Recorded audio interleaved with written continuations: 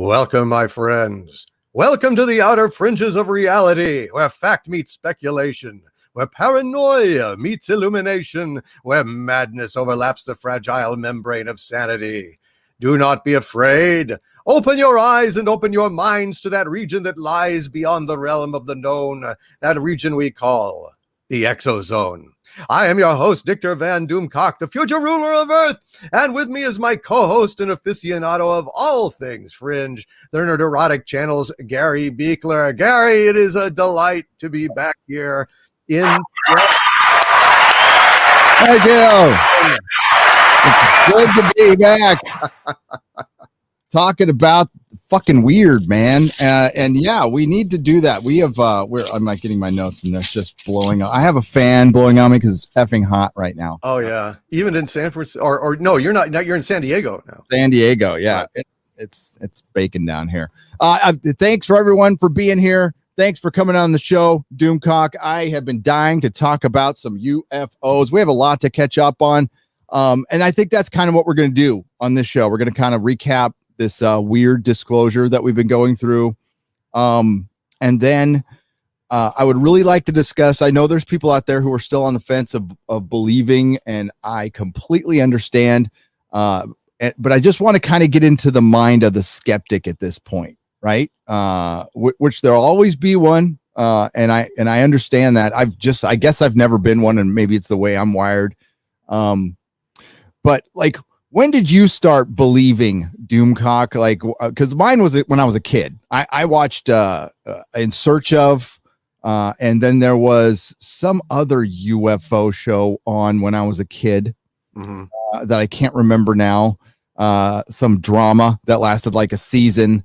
There was Jack Webb did a show called UFO that was like FBI. Remember? It was just like a one season thing.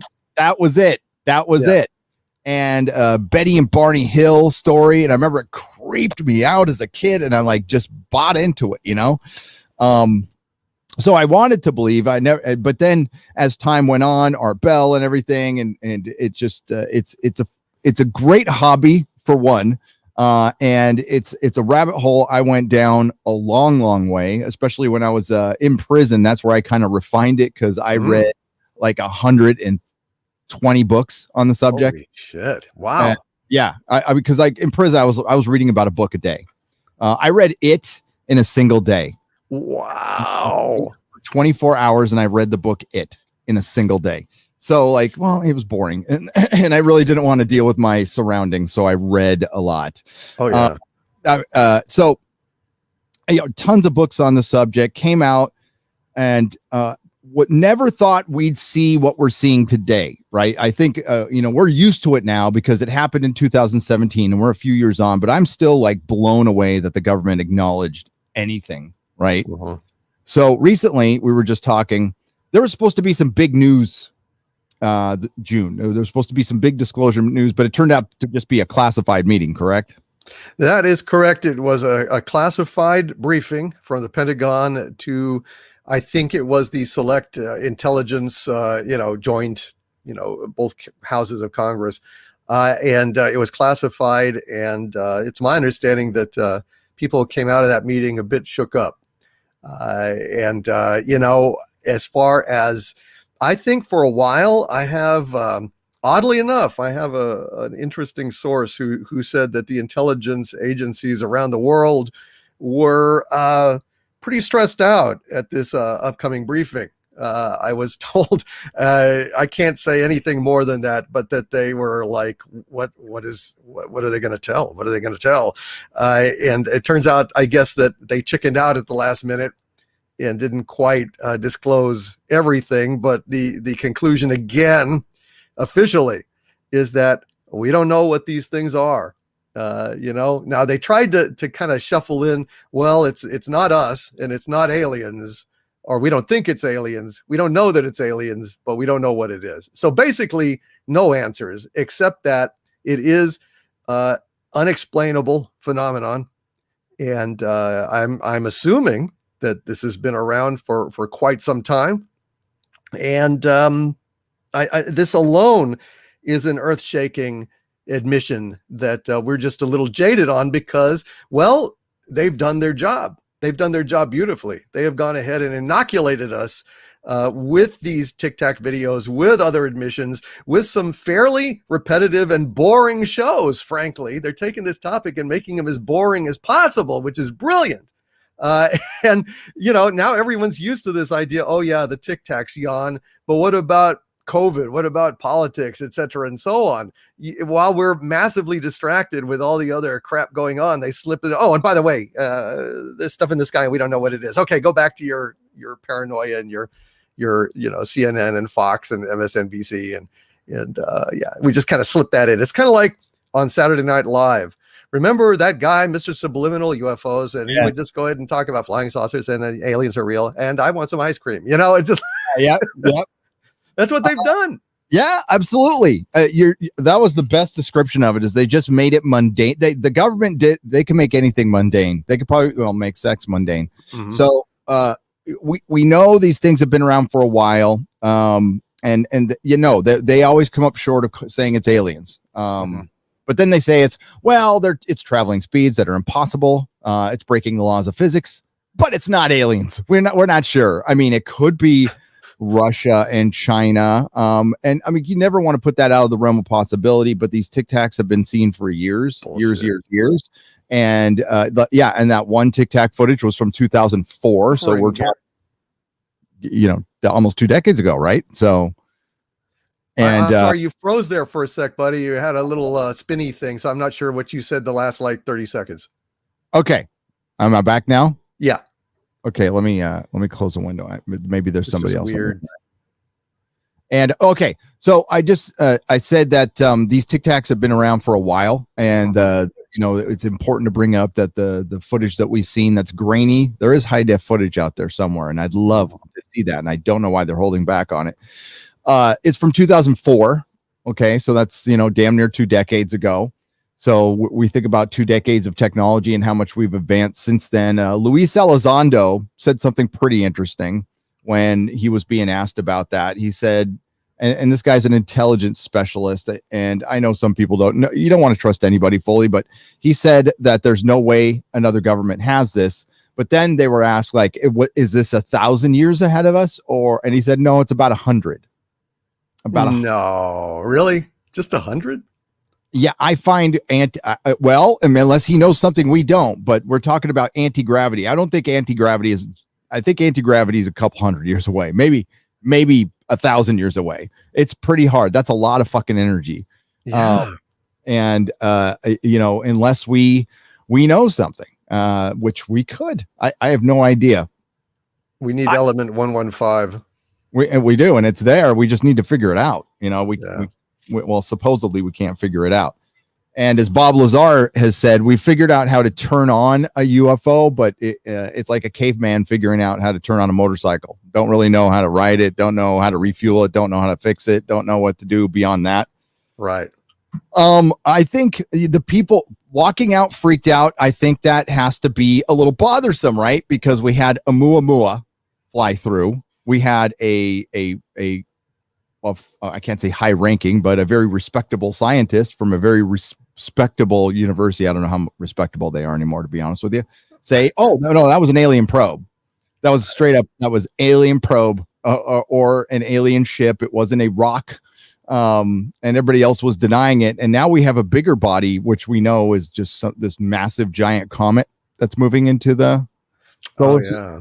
Did you hear about that? Yeah, I did. I don't know the details about that, but I don't know. When I saw that, I was, and the government's hurrying up to do disclosure. I don't know if it's not some invasion fleet or something, Well, okay, say it's an invasion fleet that's 100 years away. Like they're speeding towards us right now, and they're 100 years away, or 300 years away, or 30 years away. At some point you gotta tell us, so we could prepare. We can get Bill Pullman as president, and we can fight him, but no, I think the truth of the matter is I don't think they're lying that much. I think they don't know. I think there are certain entities that know more than others, and they would never talk. Those are the smoking men, the compartmentalized in the Pentagon. It's not, no politician, no citizen politician who gets voted in with the term limit or anything is ever going to fucking know everything. They're just not. I don't care how high their clearance is. This is going to be just military guys. So yeah, those are the ones who picked up the crashed retrieval, at which I'm convinced has happened it's happened in multiple countries. Like every major country has a crashed UFO story, right? So they're crashing all over the place. There must be a reason they're crashing, by the way, if they're getting all the way here and they're, that must suck. You travel 100,000 light years and then you get in an accident, at your destination. It just makes me wonder, do you think it really was? Do you think these were accidents, or do you think that this was a way to crash some fairly obsolete samples of their reality to communicate to governments, certain things that they wanted the government to know, and also to try and gauge the human response, like monitor, okay, are they going to talk about it? Are they not going to talk about it? What's the deal? Which may have helped dictate their own approach to contact with us. Yeah. Are they going to use the ship to try to contact us? Or are they going to tear it apart and try to monetize it and turn it into weapons? And look what we did. Yeah. And are they going to dissect the bodies inside? And they're drones, obviously. So I think it's, I don't know. I think the Roswell one, they were supposedly testing radar. Microwave, not radar, microwaves. They were shooting microwaves out, and they said that during a lightning storm, and it fucked up the ship and crashed it. That's what was behind it. I don't know. I don't think it's. I tend to agree with you. I don't necessarily think they're nefarious and out to get it. I don't think so. I don't think they care. I mean, but I'm starting to believe that they're like in our oceans. If they want to be here and monitor us, just sit in the oceans. We'll never find you ever. Not a chance. Getting down to at the levels that they can get down to, and the rare parts of the ocean floor that we've scanned, there's things get dragged around at the bottom of the ocean all the time. And it's probably because of currents and stuff, but there's all kinds of weird shit going on. And the crust down there is different than the crust we're on. It's much thinner because it's got all the weight on it. And that's a subject we're going to talk about later too. It's just shit you don't think of, is like the weight on this planet, right? The weight from our oceans, and that causes other land to bulge up, and it's very interesting. And that's our tease for Atlantis, because I watched a 10-part. It was like 14 hours. Oh my God. Of Randall Carlson breaking down where he thinks Atlantis is, and Atlanta. He knows where Atlanta is, but he doesn't. I think he probably does. Yeah, he doesn't know where Atlantis is. And it's fucking. I'm convinced now. I know. I think he found it. I think it's been hiding in plain sight the whole time. But no, with this, I'm fascinated that, but I think it's going to stop now. This is just my opinion, but I think with the new administration, the lid is back on, the state is back in control, the system is back in control, and we're not going to hear shit for a number of years until we get another president who isn't as puppeted. I'll just say. I think all presidents are puppets, by the way, but I think some more than others, and I just don't think we're going to hear anything from here on out. I could be wrong. I hope I'm wrong, but we'll see.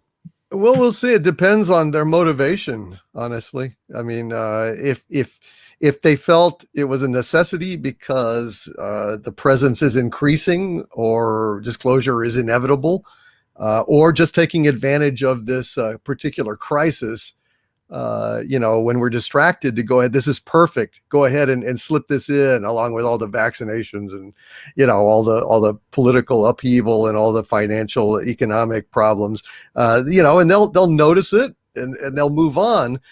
The question is, will something happen? I don't think anything more will be disclosed until they have to, and I think that might depend on whatever these things are. Yeah. And that is the question. Because you know what? I think it's far more concerning if it's another country. Far more concerning. If that's we're fucked. Like, I'm not worried about the aliens. But I'm worried about the Chinese Communist Party, that government. Yeah, I am a little concerned about them. I'm not as concerned about Russia as some are, but I just don't think it's that. I don't believe it. I absolutely. We would be done. We'd be done if they had that technology. It'd be over. Yeah, they would rule the world. Whatever country had that would rule the world by now. Yes, and like, listen, I don't have a lot of confidence in our quote unquote intelligence anymore. I used to, but I don't anymore. And I mean, just look at the Army fucking ads we're getting, and it's just like, I'm losing confidence every day. So I don't know if I think we could be beat right now, but not like that. Not with, again, these things are hitting the atmosphere in under a second with no sonic boom.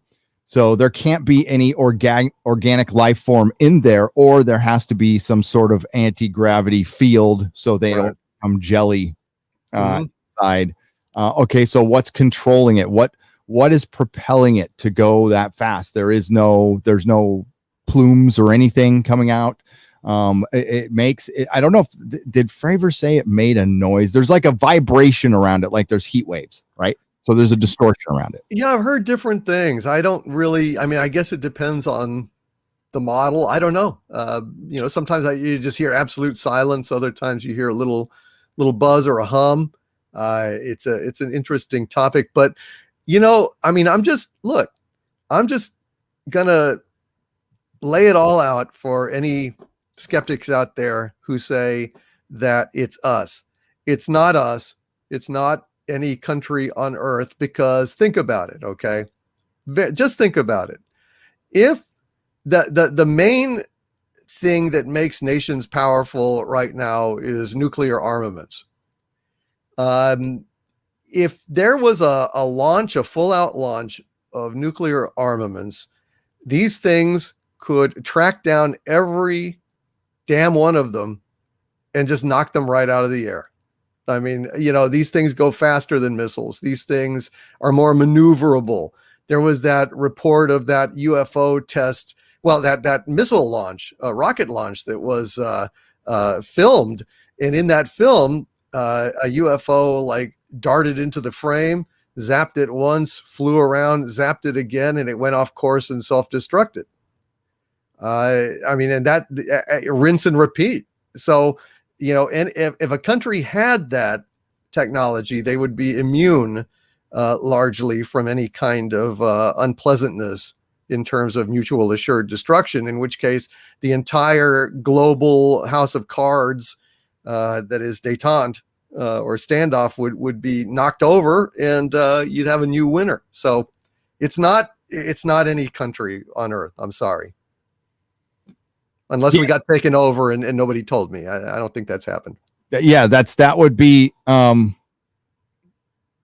they would be it wouldn't even be close at that point. No, like militarily, it wouldn't be close. They could just end us. We'd have to surrender. I mean, yeah, absolutely. All they'd have to do, they don't have to launch anything. They just like strap something to one of these things, and boom, all of a sudden it's here, it's there, dropping bombs, boom. It'd be over. Let's think about our reality right now. What makes Europe safe? What has made Europe safe for the last 60 years? Our nuclear bombs. Yes. NATO. Sweden and fucking Finland and all these countries that can be neutral and run themselves and be, and be economically free. They don't have to worry about shit anymore. They don't have to worry about being invaded because we are protecting them. Not England. Yes, I know they have their own nukes, but we are the United States of America. Right.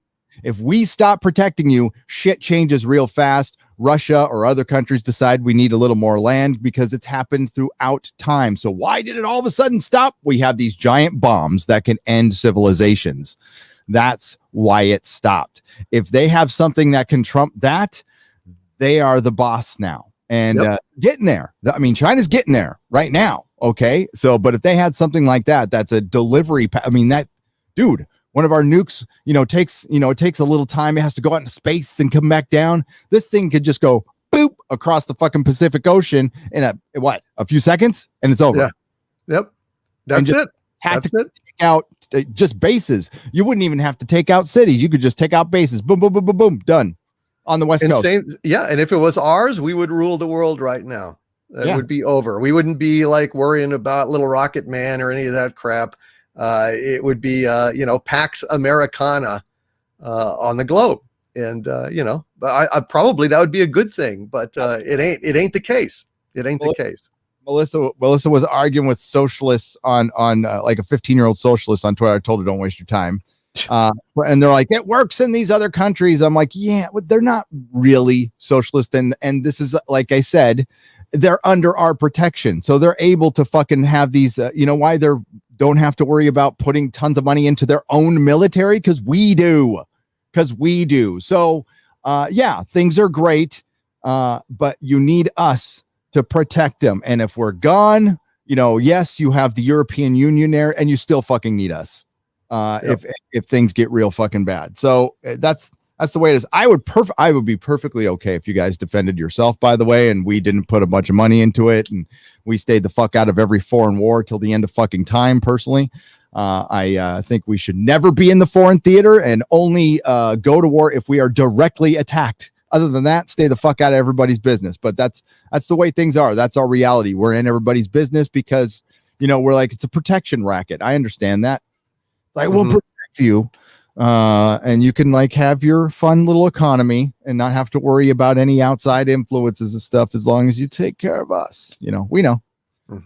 We're not angels in this either. I understand that. But as far as like the UFO thing is concerned, it's there's too much like actual, we have Neil deGrasse Tyson, who I can't stand. I'm sick of that guy.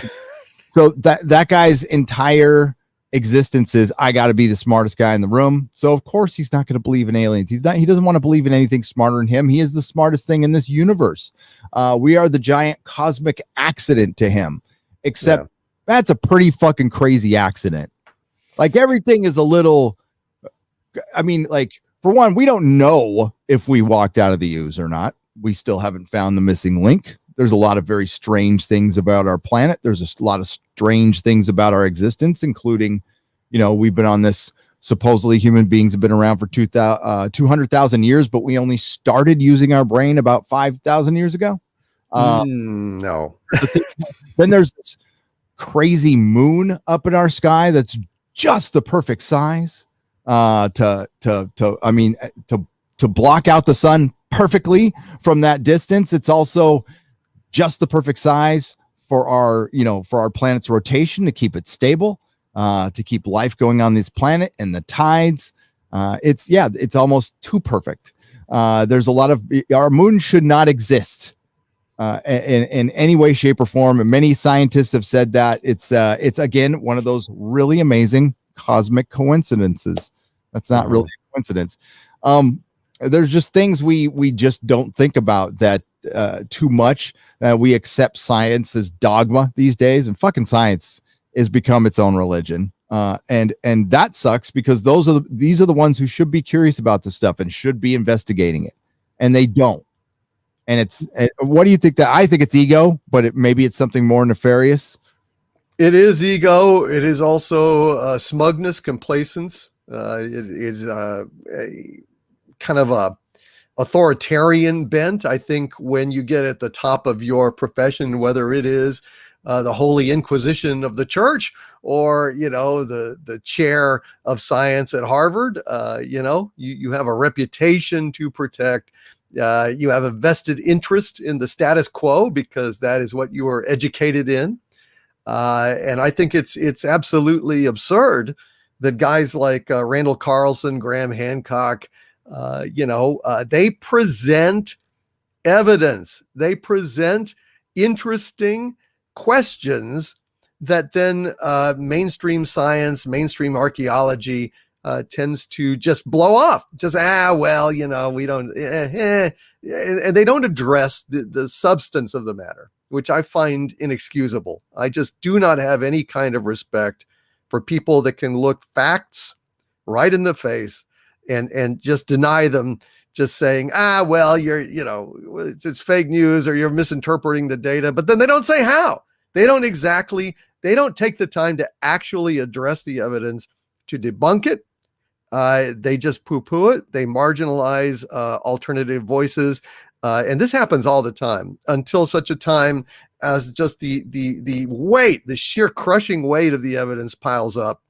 And at that point, then they go ahead and bend the knee. But it's such a stupid process. It's such a slow process that, I think this arrogance more than anything else holds us back a lot of times from timely investigations into truth that we would otherwise nail down pretty quickly if scientists had more open minds. Yeah, well, so much would be figured out because Graham Hancock was, I believe, vindicated when Göbekli Tepe was, because he was found right around the time he wrote Fingerprints of the Gods, but they didn't date it forever, and then it didn't go public for years and years and years and years. But it was found in the 60s. They didn't think much of it. They thought it was just some Roman shit, right? A Roman or like a medieval graveyard. And it turns out now they found something older than Göbekli Tepe that's further around that they're going to excavate. And they think so remember, Göbekli Tepe is, I can't pronounce it right, but whatever, is 50 times bigger than the one you see. Now they think there's 50 more of them out there. God. Like one of those hills is a tepe. And these things have been there, and they were a transfer of information. But then, with the UFOs for years and years, and then we get Fravor in 2017, and more people are vindicated. And it turns out that it's starting to look like it's somewhere in the middle. We've got the woo-woo crowd, that stuff's fun if you're into it. I don't mean to judge. I go to UFO conferences and I listen to all the shit, right? I'll listen to all of it, and there's stuff I buy and there's stuff I just think is cultish weirdness. I think it is more mundane. I think the truth is there's probably multiple species out there. We might have contacted one or two. It's very super secret. And then most of them, we don't know shit. And they come here whenever the fuck they want, there's nothing we could do. But the only thing that concerns me is they walked out of that meeting concerned. So there must be, now maybe they sent us a message like, there's a giant fucking, meteor coming your way, or I can't remember the name of there's a dying star out there. It's like WR104 or something like that if it blows up, the gamma ray possibly could be shooting right at us. And here's one of those strange coincidences. The constellation, the guy with the fucking arrow, I forget who it is. Orion? I think so. The guy with the arrow. Well, right at the point of the arrow is where that star is. and it's in its death throes or something like that. Oh God. The gamma ray burst could fry this planet, and it goes the speed of light. So it could have already happened and we don't know it. Right. So it could be a lot of stuff. Our sun is dying, or our Earth is about to, change, the poles flip. That happened. Right. It could be about the flip. Who knows? It could. The one thing I'm mainly, I pay attention to UFOs, and when I'm so happy Secure Team is back. That's great. We're gonna check out a couple videos and look at some footage. Hope he doesn't mind. Hail Tyler. You could go subscribe to his channel, but it looks like he's back. I think he had YouTuber burnout along with some other things, which can very real, and that's why I take a little periods of time off, like I just did. So I'm happy to see him back, but I'm digging hard into this ancient civilization stuff because it's I think there's because that one seems to be we're close to some answers on that one. I mean, you turned me on to Randall Carlson and Graham Hancock.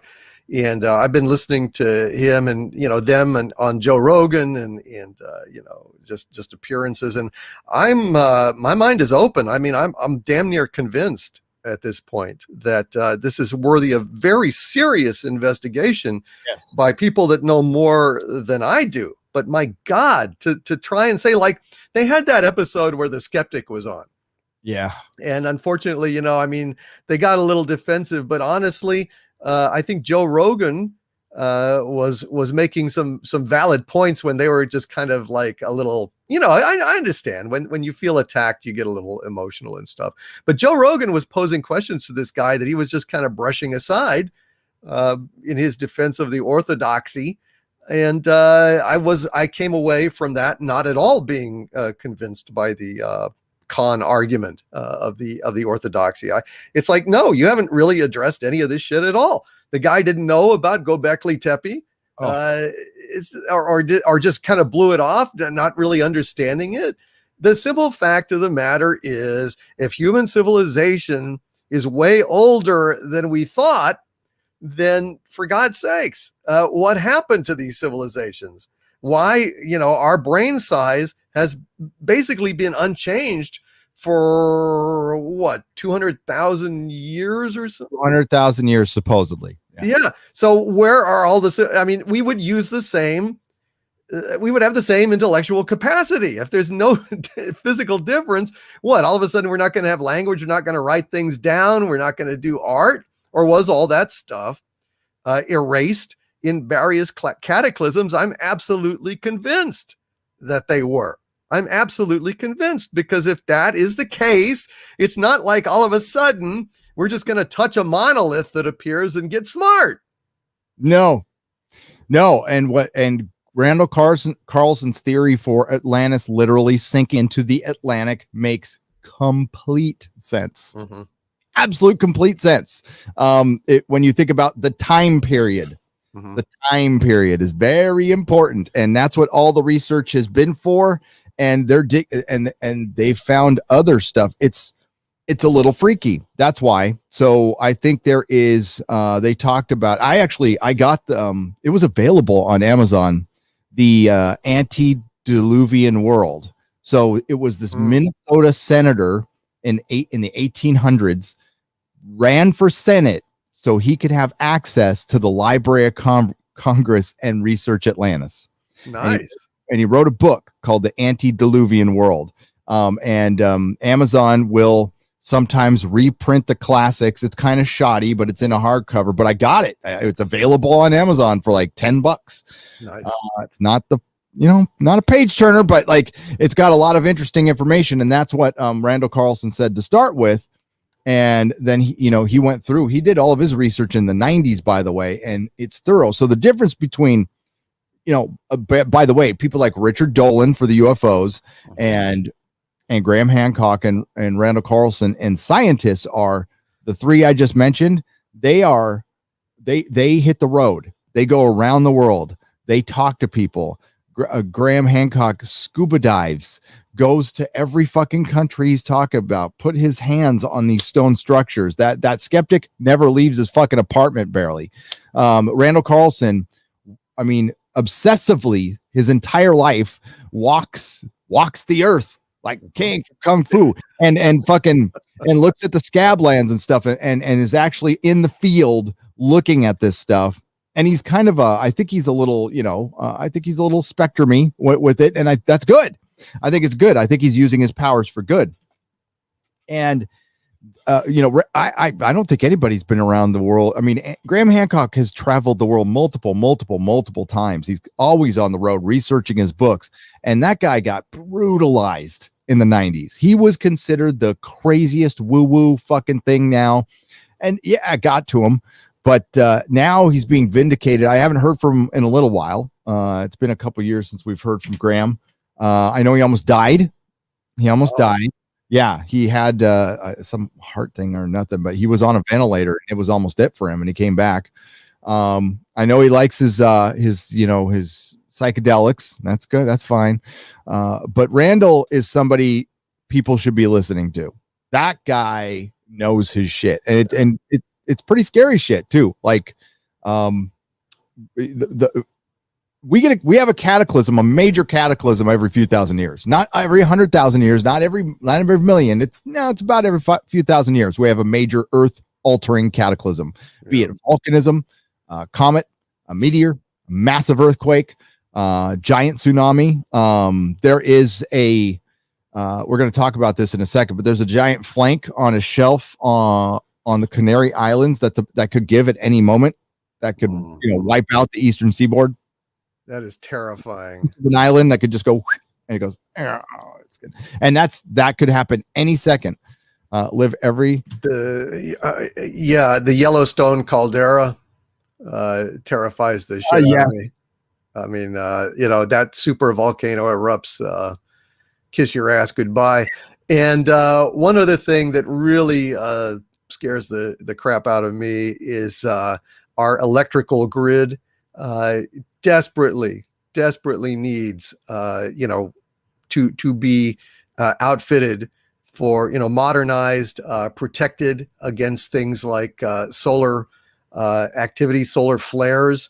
My God, nothing will send us down Mad Max territory faster than globally losing power, or an entire country losing power, for fuck's sake. So I'm praying to God that this bipartisan infrastructure bill will address some of this electric grid stuff, because that's maybe the most important pressing infrastructure issue that we have as a civilization.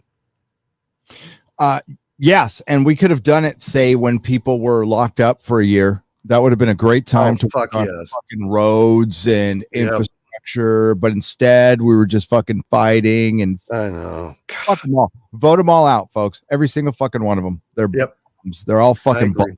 Fuck them. What a waste. What a waste of a fucking, I mean, like I was sitting in, like, they're working on freeway in California, like in the middle of the day on Saturday. And they used to work in the middle of the night, right? They used to, they got them to work at night. It's like, work at fucking night, people. And the union overturned it or some shit. I was so pissed. I'm like, all this shit could have been done in the last year when nobody was going anywhere. Now everybody's back. Now they want to do it. You idiots. I know, it's insane, dude. It's insane. Conspiracy. I'm going to light conspiracy news. Hollywood will not be changing their COVID restrictions. They're going to keep them up indefinitely. So the social distancing, wearing masks, having a COVID specialist. Why is that? Why is Hollywood going to keep them going indefinitely? When we had in LA, it made the news. We had 3 cases. That's it? Seriously? 3 cases. Wow. It's dangerous. I don't know. I have no idea. Maybe it's insurance shit, or maybe they're just assholes. I don't know. Assholes, or maybe we could be getting locked down again. But we'll see. I don't think we're out of the woods yet. As far as I don't either, unfortunately. Shit. Yeah, them pulling their shit. Just be ready. So let's answer some questions. Let me get over there, and then we'll look at there was I was really hoping there would be something besides hearing that everybody was shook, and that's bothersome. That's a little bothersome. They did. I think they pulled back at the last minute from things I heard. There was genuine fear and hyperactivity, not just in but other intelligence agencies around the world, wondering what we were going to disclose. And it was like, well, not actually all that much. Although I don't know, man. I was told that there would be something buried in this report, hidden in plain sight, that would be very significant. But I haven't seen anything. Yeah, I don't. Any speculation on that front? What you think what might freak them out? I think if the United States was going to actually disclose everything they know, that would basically have global ramifications for every government, and they were worried that they were going to have to pony up as well.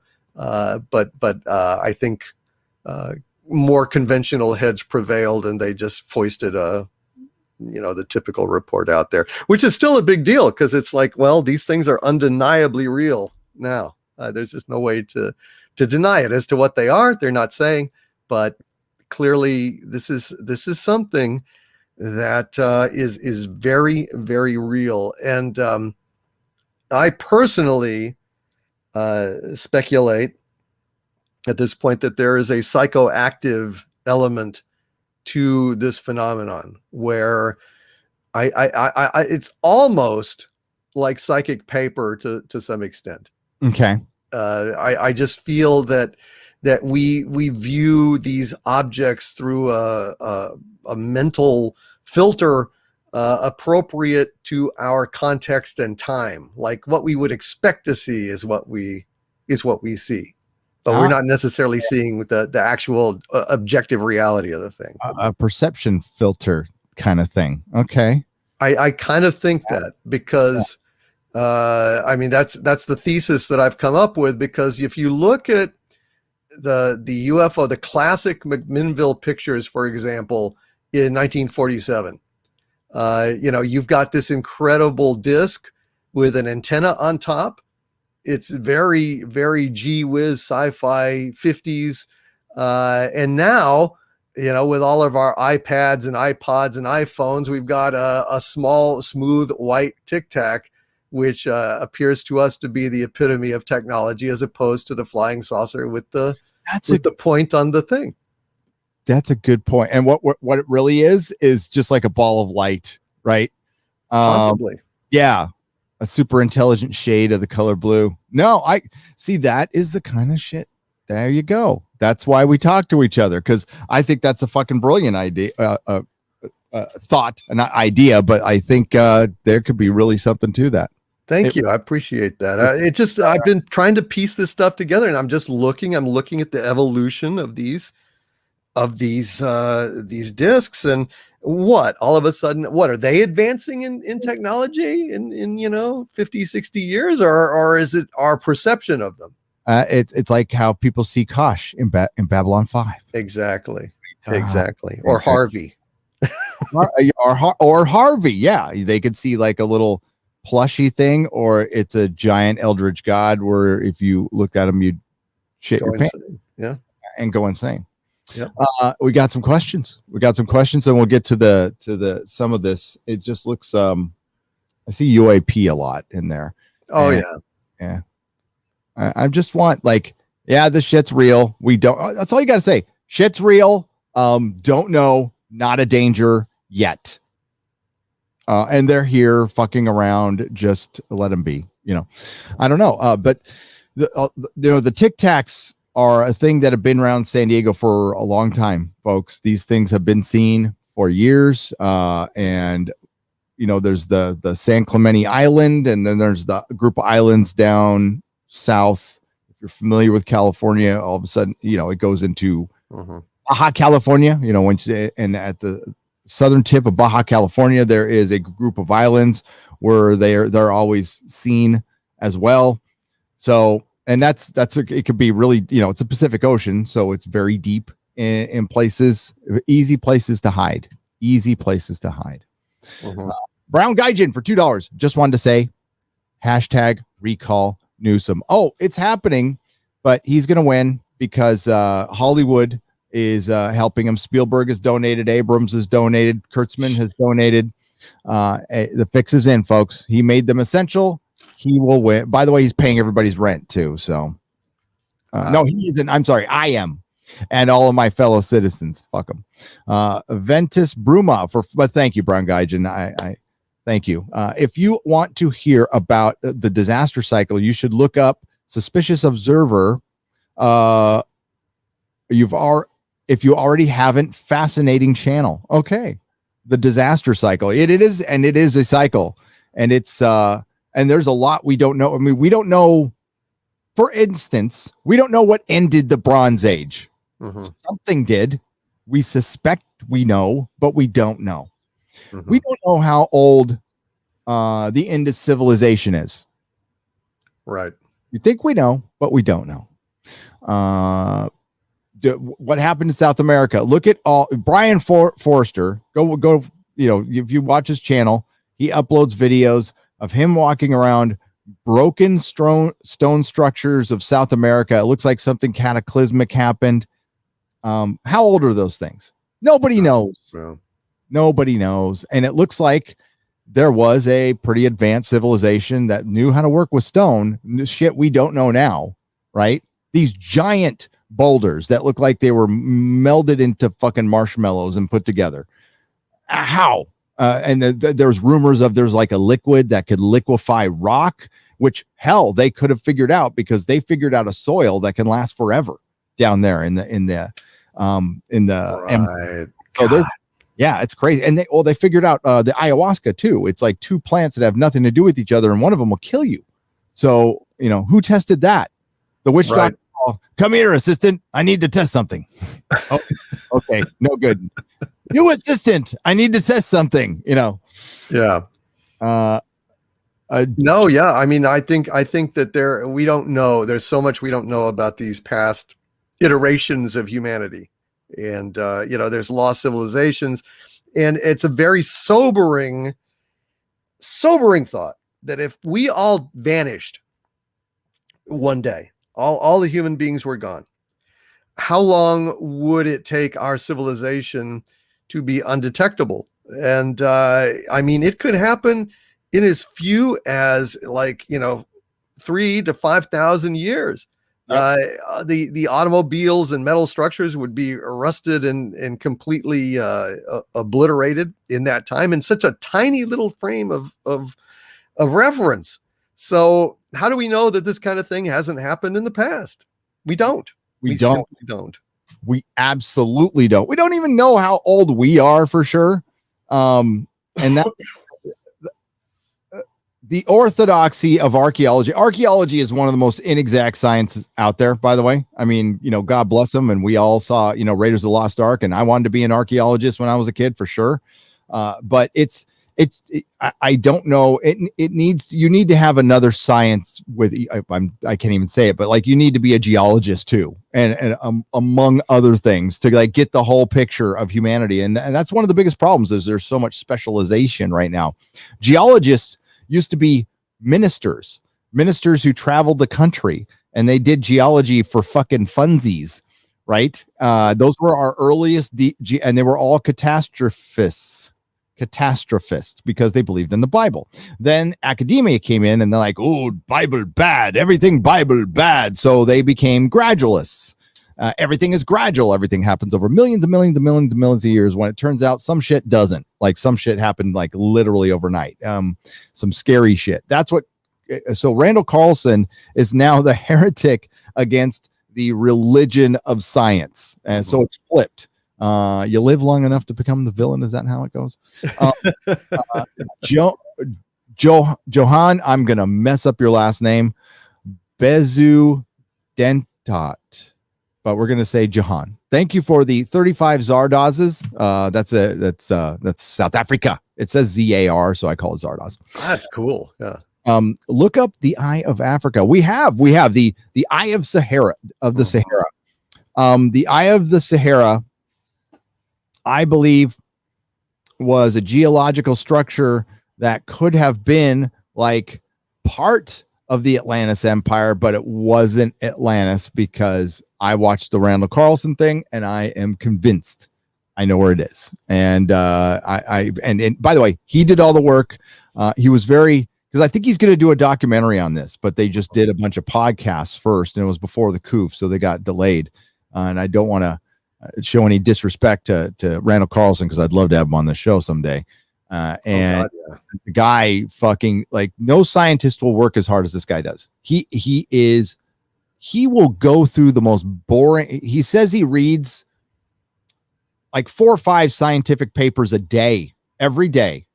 Doesn't take a day off. He's read thousands and thousands of them. He in the podcast he mentions, and it's some ridiculous number. It's some ridiculous number that a normal person, he should be a PhD and a professor and everything. He just hasn't gone through the school yet, and he doesn't need to. And that actually, to me, I get more respect because this guy's just doing it for the curiosity of it. Just like, I want to gain knowledge, and I love that. Absolutely. And I would not recommend anyone go into academia at this time. Ask Brett Weinstein, Yep. Evergreen College, about the current state of wokeness and insanity that reigns in higher educational institutions across this great land of ours. Holy crap. It's really awful. I wouldn't wish an academic career on my worst enemy. No, it's poisoned our country. It's poisoned our culture, our Western culture. Mm-hmm. And it's trying to tear it down piece by piece, franchise by franchise, institution by institution. It's getting into the fucking DMV. It's getting fucking everywhere, and it needs to stop. So yeah, I would go the Randall Carlson route. There's books out there. You know, he owns a construction company with his brother, and he does this stuff on the side, and he works it out, you know. Rakat structure, which it's called, in the Sahara Desert, is a possible location for Atlantis. Johan, it is a bizarre location that was rediscovered in 1966 in the Gemini mission. I could be wrong about that, but yeah, they had to see it from space. And clearly a tsunami went over it. It's clear as day. A tsunami could have gone over the whole desert if thanks to Randall Carlson. You can, if you go to Google Maps, you can see what there's a lot of shit you can see, but you see these little chevrons, right? I'll show you guys later. That's the sign of a tsunami, because it comes up and then it leaves a deposit, like a current ripple. And then it leaves deposits in the ocean floor. It rips all that ground up. And when it comes back, it takes all that soil and material and pulls it to the ocean floor. Keep that in mind when we talk about Atlantis. Your boy Zach recounted on one of his videos that it takes only 24 hours to wipe out modern civilization from a city. It makes sense to find new traces of prior civilizations if you can disappear in 25 years, says Phoenix Tangent for $9.99. And again, thank you for the 35 Zardoz, Johan. Sorry. Yeah, there's some specials on it, and what Doomcock was just talking about, you wouldn't be able to. You wouldn't know we were here in 10,000 years. There would be no sign at all.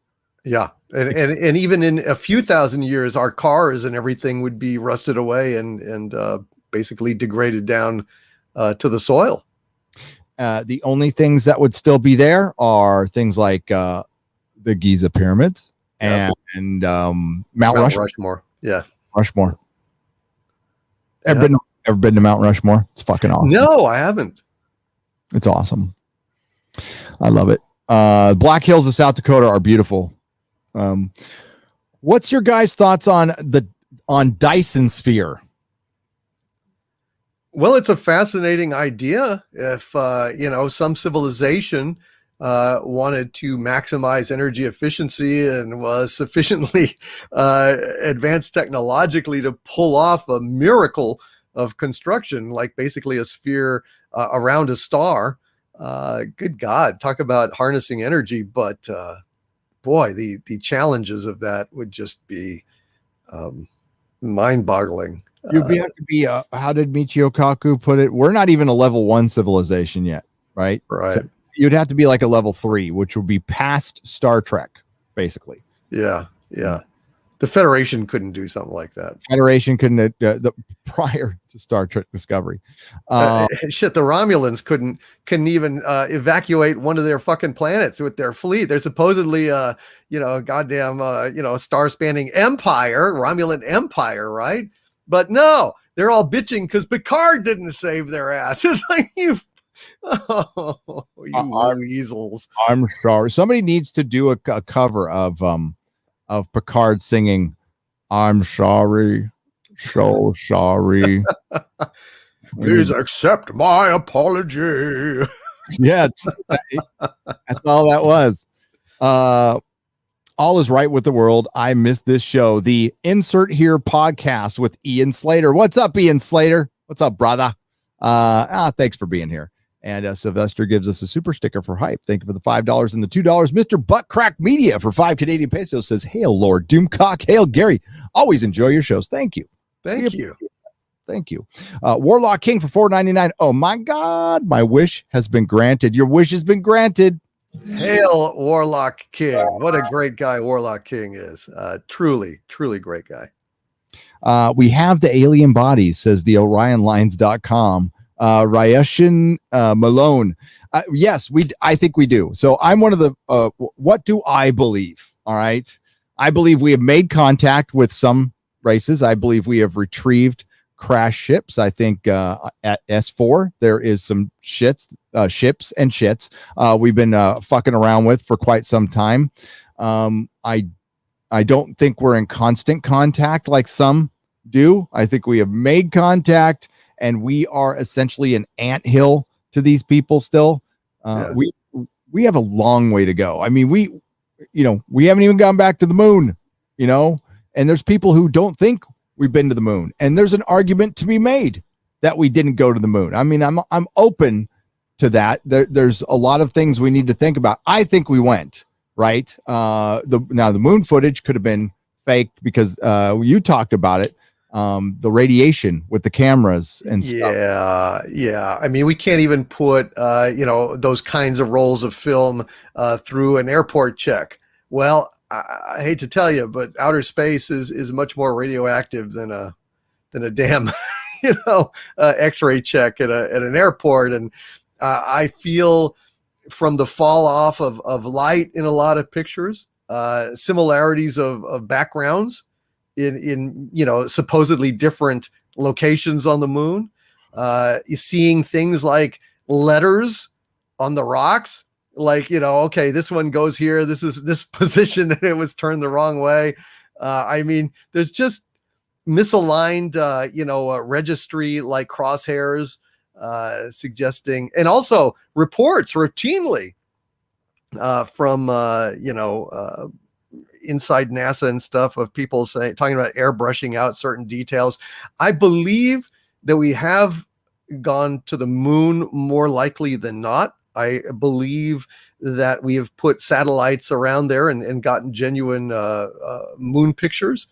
But in terms of getting out of the capsule, getting down to the moon, the challenges, I think something went wrong with the initial, at least, Apollo mission in terms of the footage got screwed. And what are you going to do? You're going to come back from the moon with nothing? I mean, my God, that would be an awful PR disaster. So they might have, just kind of put together a few pics because the other ones didn't. Plus, the challenge with the cameras too was that they were strapped to their chest and they couldn't aim it. It's not like they could raise it to their eye and get a picture. They were basically, they practiced with it, having these things strapped to their chest, but ultimately it would be very easy to see that the exposures were shit. They were fogged by radiation. It's just not what, the triumphant proclamation of American hegemony in space that they wanted in the late 60s. So they may have gone ahead and polished it up some. Yeah. I just don't know. I don't know. I think we've been there. I think it's possibly we just, for the folks at home, we faked the footage. I'm open to that. I'm open. I'm not saying because I don't fucking know, but I'm open to a lot of shit. I also remember that press conference where they all looked like their mom died when they got back. Yeah. And I think either they were told all the cosmic rays are going to give you cancer and you're going to all die soon. That could have been, but they saw something or were told, look at that press conference. They look morose. Yes. Well, there's also the possibility that there's so much shit up there on the moon with the, ruined structures that, it talked about on Art Bell, Richard C. Hoagland, the crystal, structures, remember when they said, Houston, there is a Santa Claus? That was supposedly code for there's aliens up here and they're watching us. And who knows, maybe everywhere that they pointed the camera on the moon was a security risk. So they had to come up with placebo pictures to avoid showing a lot of that shit, which has come out anyway in file footage subsequently uncovered by guys like Hoagland and stuff like that. So I think we're not being given the true story, and I have no idea. I mean, you got to ask yourself, why is no other country subsequently landed on the moon? Were we warned off? Was it like, yeah, you guys are not really welcome here, and all those discs parked on the hill overlooking them, Santa Claus, I don't know. Yeah, weird. And we're just sitting rovers up there, and we could get up there now pretty easily. We can get to the moon, and we're still not going. And I don't really understand it, because there is research to be done there, and we fucking blow money on dumber shit than that. Yeah. I mean, going up there with a 4K camera, I mean, it'd be huge to go back to the moon. You want to get people excited again and get like that. I think it would be fucking huge if we went back. It would be, but it would be so damn easy to go ahead and send an orbiter with our modern visual technology, 4K color cameras, really, really, really photograph that moon. Well, they don't want to really, really photograph that moon, because there's all sorts of shit up there that they don't want to talk about. That's my opinion. Yeah. So, and I think there was life on Mars. I think there was a civilization. I think it got wiped out like millions of years ago, or hundreds of thousands of years ago. And I think they came here. I think we could be from Mars. I think a lot of the myths that are told, they are all based in truth, and some of them are of celestial events, and including I can't remember the name, but it was the kid who finds out his dad is the sun god, right? And he's he goes to meet his dad. And his dad said, I'm so glad you found me. I grant you any wish. He's all, I want to ride your chariot. Right. Ride your chariot around the sun. He's all, except for that one. No, we can't do that one. Tries to talk him out of it. He doesn't. The kid gets in the chariot, tries to fly around the sun, can't control the horses, and it crashes on Earth. And, and he has to summon a lightning bolt to stop it, and blah, blah, blah.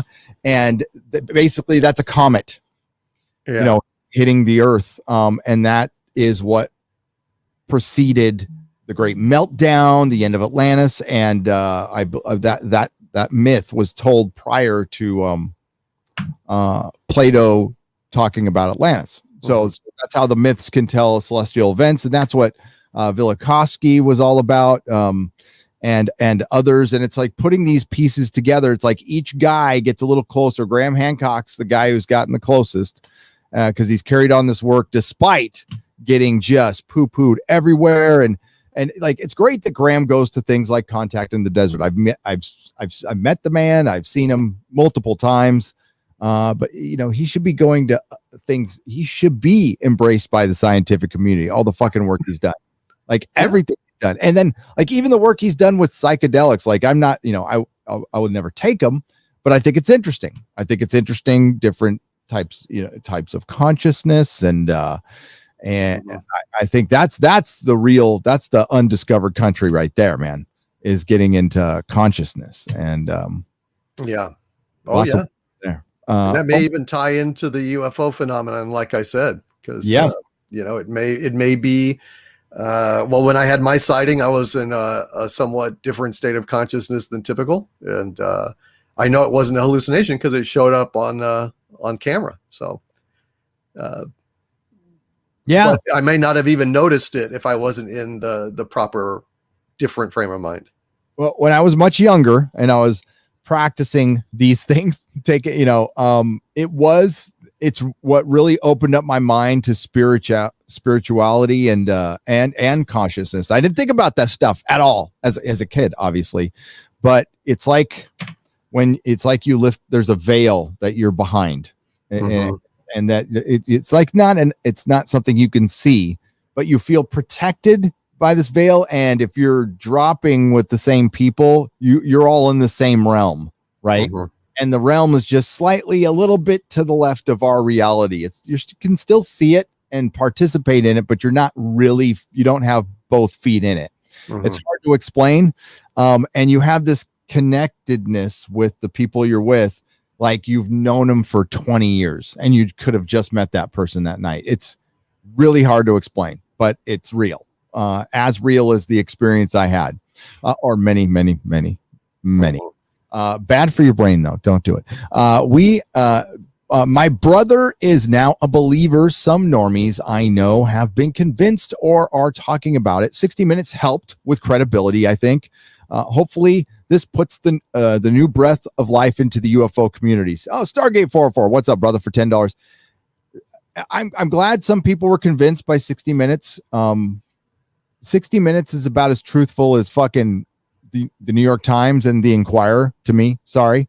I don't think they don't convince me anymore. The mainstream media has lost me completely. I don't fucking trust a fucking word they say. They have been pushing fucking lies on us for way too long to be believed more, but I'm glad it helped. I thought, what did you think? Did you watch the 60 Minutes special? I didn't. I mean, they were basically going over stuff that we already knew. So just the fact that it was there was of interest. But yeah, 60 Minutes has been busted with some phony stories like the Laura, what's her name thing, where she was claiming she was assaulted or something. It wasn't accurate or something like that. I can't remember, but it used to be back in the day. I mean, God, in the golden age, like I guess in the 70s, 60 Minutes, hard hitting investigative reports. But at this point, those old school journalists have basically retired, and now you've got this new crop that's pretty damn worthless. I mean, I don't know. I share your skepticism at this point. It is sad, but hey, for normies, it's kind of like a little stamp of approval that gets them thinking. Well, if it gets them thinking, that's fine. But yeah, there's nothing definitive there. No. Yeah, I'm with you. I mean, fuck them. However you get here. Yeah. Because we need more people. See, the thing is, what's been protecting the government has been the skeptics and the non-believers. And they don't, and that was a lot of people. Now, the vast majority of the country believes in UFOs. The world, I'll say, the vast majority of the Western civilized world believes in UFOs. Mm-hmm. And believes there's something out there. And it's still belief with me. I haven't. I would love to see one. It's not for lack of trying. I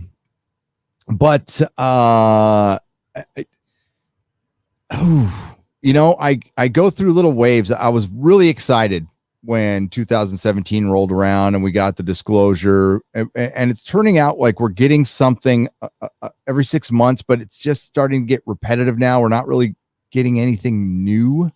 Mm-hmm. That's by design, I'm sure, because they want to make it mundane and just keep hammering it, and then they'll slip in something new. There's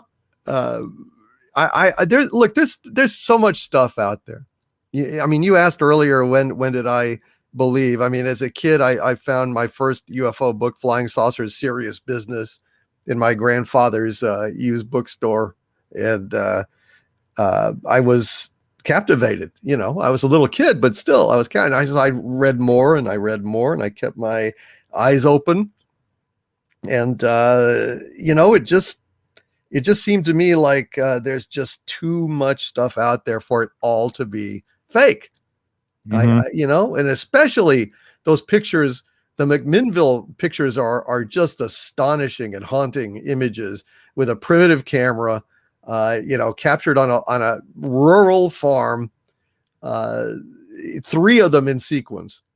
I just think that's right there. I think that those are the best, to me, most incontrovertible pictures that I've ever seen. And I think there were even the negatives were available for examination, and they revealed no trickery whatsoever. So, and it only takes one. It only takes one. Look at that. The haze in the distance is just so disturbing on these pictures. They're just incredible. Yeah, this isn't. These are the first UFO videos that pictures that I saw that I was convinced were real. Yeah, there's just something haunting and very truthful about them. And it was before there was, all these ideas to hoax shit. I mean, it was, wasn't it from the 47 is the idea, 47, 51, maybe something like that. I'm not sure. I think it was in the 40s. Late 47. That's when shit started jumping up. I don't know if it was that exact year though. I think it was 40. Wasn't Roswell like in 46? Roswell was 47, I think. August of 47. Here, I'll look it up real quick. And I'm not sure the Trent pictures when exactly they were, but it was kind of close. Yeah, colorized. Right around when we June 26th. Was it no, July 1947. It was July. Yeah. 1947. As far as these things are it's over now. I know that is fucking incredible. The haze and as it changed, as it was closer or whatever, it would, get less hazy, which I think is a very telling it's not a close model. There's no way. It's not a close model hanging from wires. Look how much sharper those wires are because they're so much closer in the foreground. How much more saturated the darks are on those wires. And that thing is in the haze in the distance. Shit. That's real.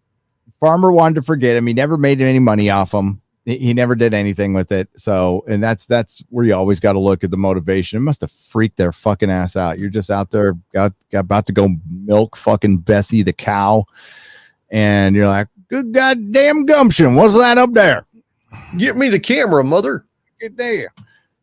How do you work this thing? Oh, God.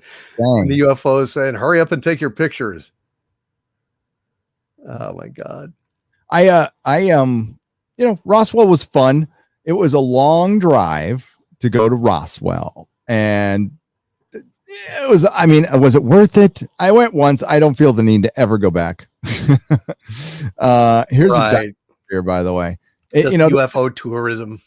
Yeah, there was like a museum, right? And you could drive out to the crash site. You got to pay somebody off, and you drive out there, and there's it's just nothing. There's the Dyson Sphere. That'd be pretty fucking cool. They think there might be one, the star that was blinking out for a little while, but we'll never know. We'll never know.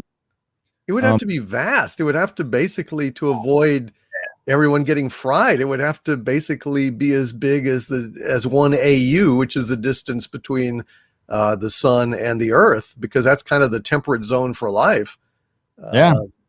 So shit, God, that'd be immense. Can't even comprehend it. Jordan Chornik for $5 says, Gary, do you know anything about Giorgio Tsoukalos' mysterious book that is published, but that was never released? And if you have ever read it, well, it's never been released. No, he writes for Legendary Times. It's like it was a magazine. This was a long time ago. I don't know if he does. He basically knew Eric Von Daniken. He was very good friends with Eric Von Daniken. And I was around him right before I was hanging. No, I can't say hanging. So he was living in the house of one of my classmates for the video program I was in San Francisco. Wow. And we met a few times, got friendly. He had my number. This is before he was in Ancient Aliens. He was putting it together. He did a reel. Like we did a reel, and I guess it was for the pitch for Ancient Aliens, and I lit the scene. So I lit the interview. We hung out for like a day and shot it, and hung out. He gave me one of his little pins that he still and then he fucking made it huge. And then he just made it huge. It's so weird watching somebody make it fucking big. And then I've seen him a couple times at UFO conferences, and we hang out. Like, he says hi, and he's a really nice guy. He's like a dude, right? So you see him like in all the woo woo stuff, right? But like real life, he likes the ladies, and he's a dude. He's just a regular dude. Nice guy. I think he's a really nice guy. Cool. But I don't know about his book. I think he actually got offered a spot on Resident Alien. I didn't watch the whole thing, but he was on Resident Alien. That's cool. Oh, nice. Mexican Iron Man. Hail, Mexican Iron Man for $50. Well, looky, look who's back. Hi, guys, and hail from your self-proclaimed #1 Latino, not X, fan.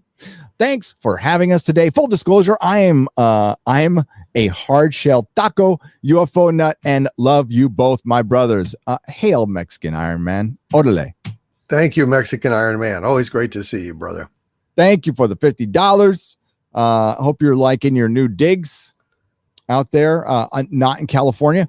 Corey B for $19.99. The Carlson and Hancock shout out last year changed my entire perspective on North America. Drove through Idaho through Eastern Oregon. You can absolutely see the mind-boggling scale of major impact and flash melt of glaciers 11,000 years ago. Thank you, Corey B. Yes, you can.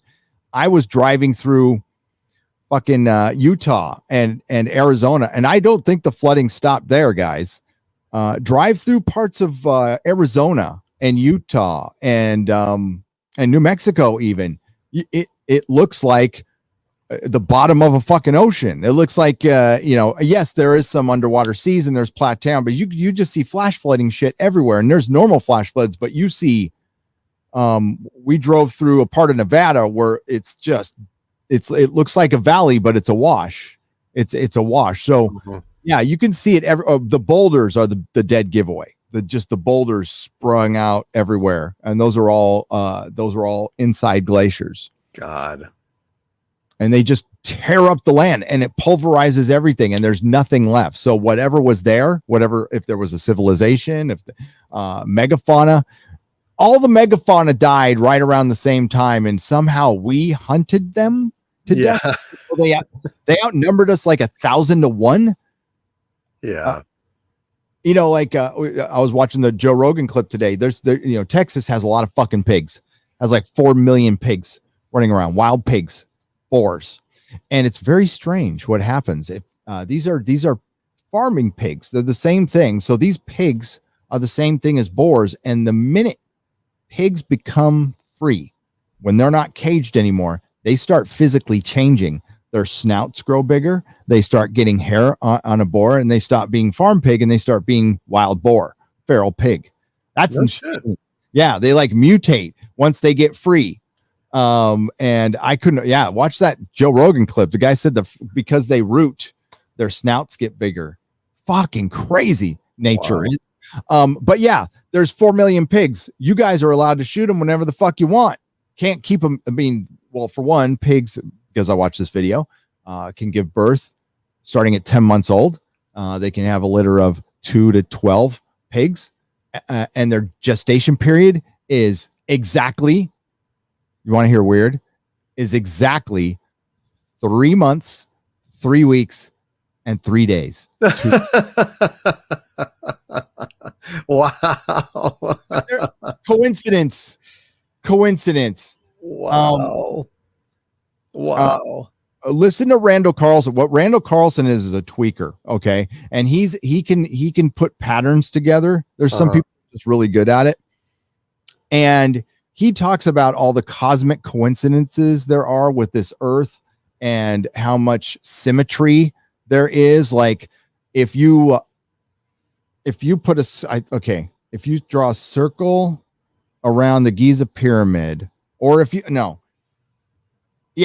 put a circle around the Giza pyramid and then you put that to meters, it equals the circumference of the earth, the exact circumference of the earth, the exact same number, but scaled down.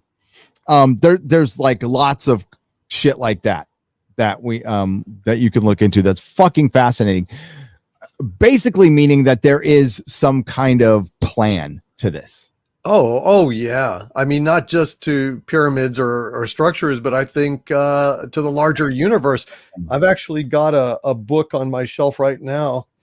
I think it's called A Beginner's Guide to Constructing the Universe is what it's called. I was looking at it.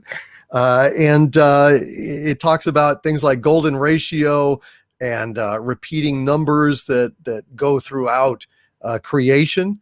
It's a fascinating way of looking at the seeming chaos of the universe and extracting, regularity and predictable design out of this seeming chaos. It's a fascinating book.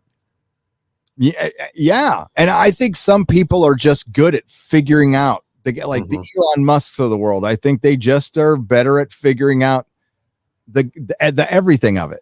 The theorem or whatever. I think some people just can pluck out.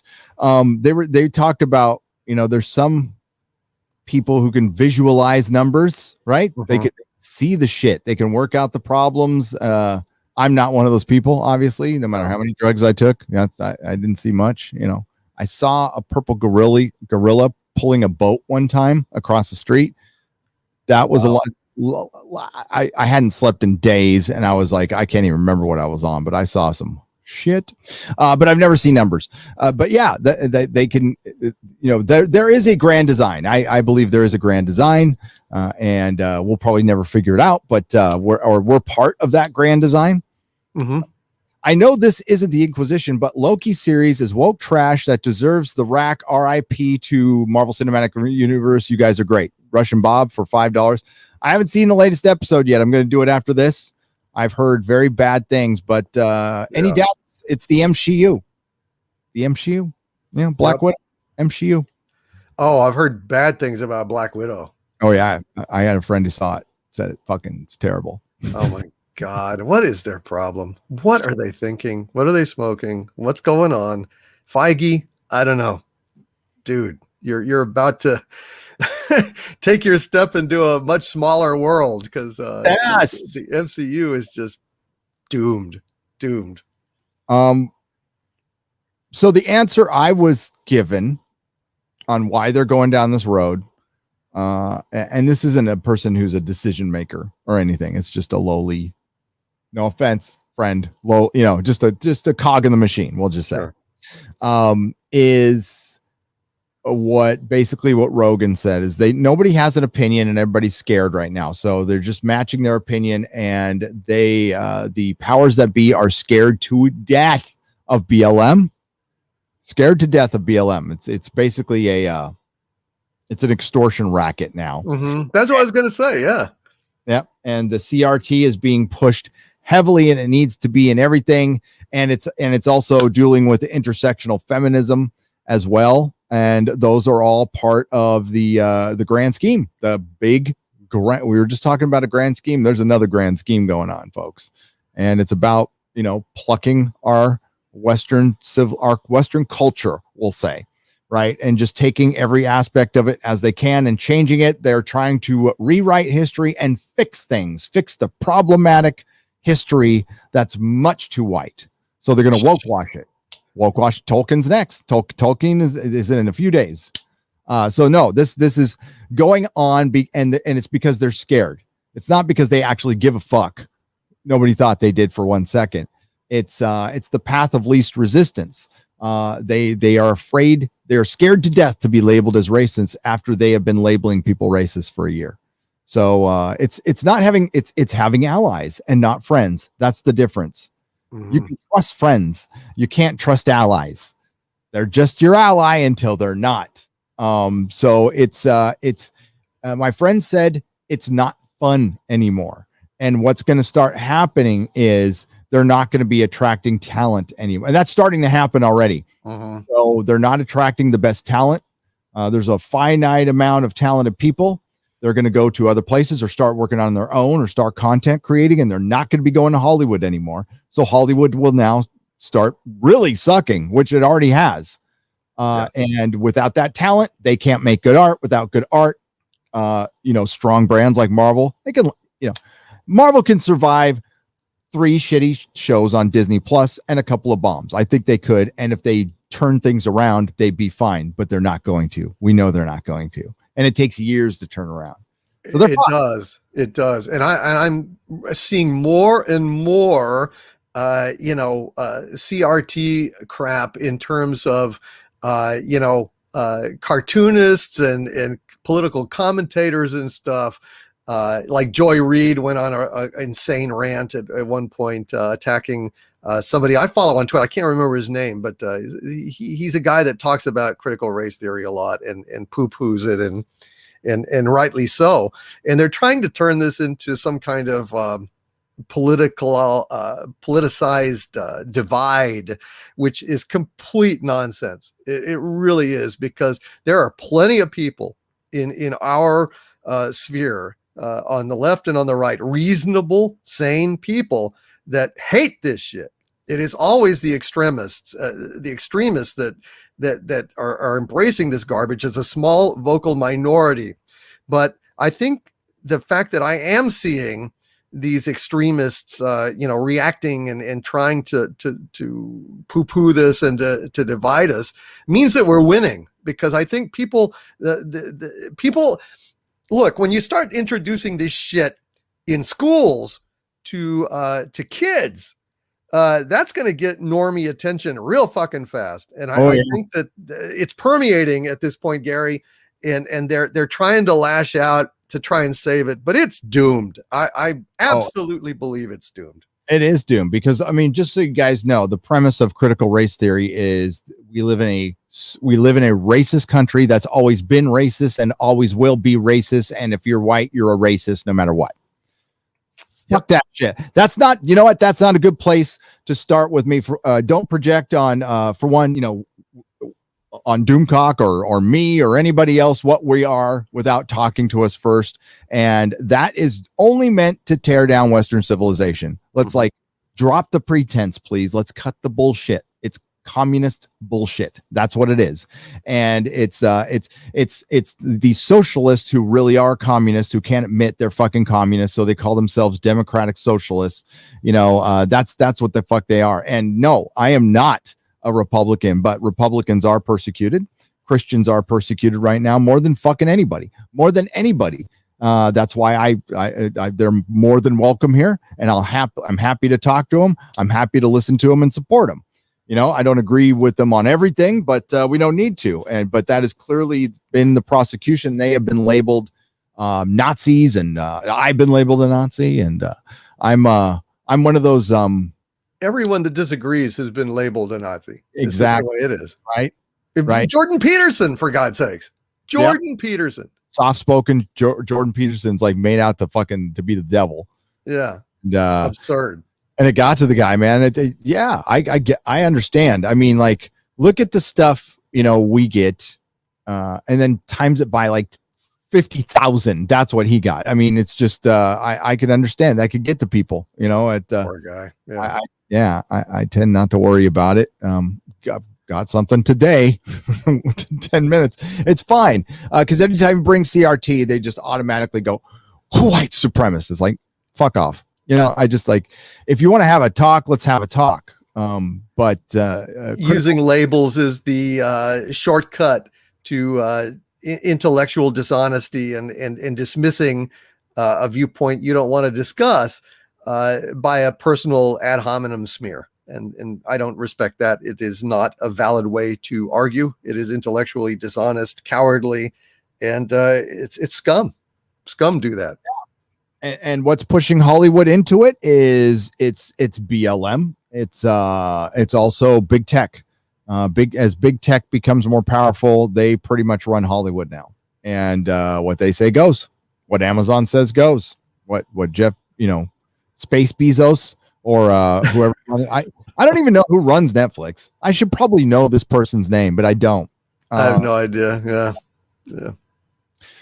Taker 61, it's Taker 610. If aliens come, we're District 9ing their asses. No more how many leftists tell us their alien is offensive. Homie, don't play that, says Taker 610 for $5. Yeah, they'll come down here and they'll go, they're people too. No, they're actually aliens. They just open borders. I mean, we at least gotta, hold them to get to find out if they're not carrying some kind of space cancer or something like that that's going to kill us all.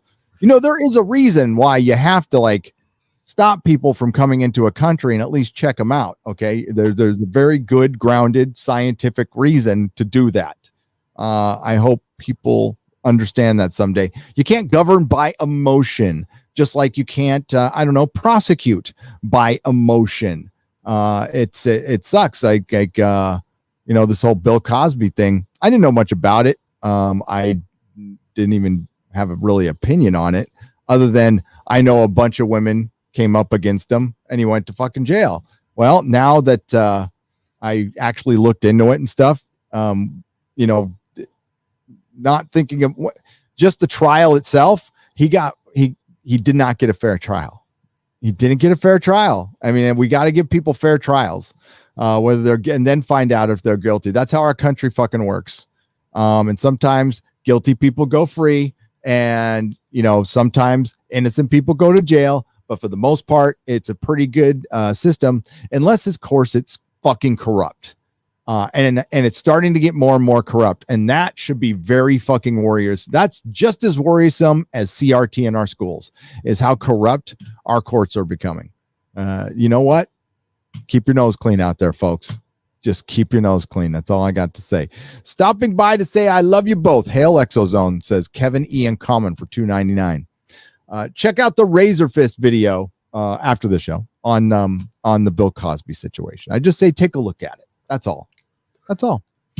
Hale, also glad to see the band back together. Didn't give up the fight. Did you guys have see the doc? Do you guys have a documentary recommendation list? Happy 4th weekend, says Von Max for $5. We should have one, I think. Yeah. God, there would be so many. I don't know. Off the top of my head, I can't. I'd have to look at it. There's so many. We've watched so much stuff too. We have, and we've covered a bunch too. I would, I like maybe write down 5, and I can write down 5, and we can do a documentary recommendation list because there's so many good ones. I can't even. But all the documentaries, I'll remember the documentary, but not the name, because the names are always like Sightings or The Observed. What was What was the last one we saw in review and we both liked? It was the one about the UFO disclosure. It wasn't the what's his name, Elizondo stuff. It was a movie that we paid for on Amazon.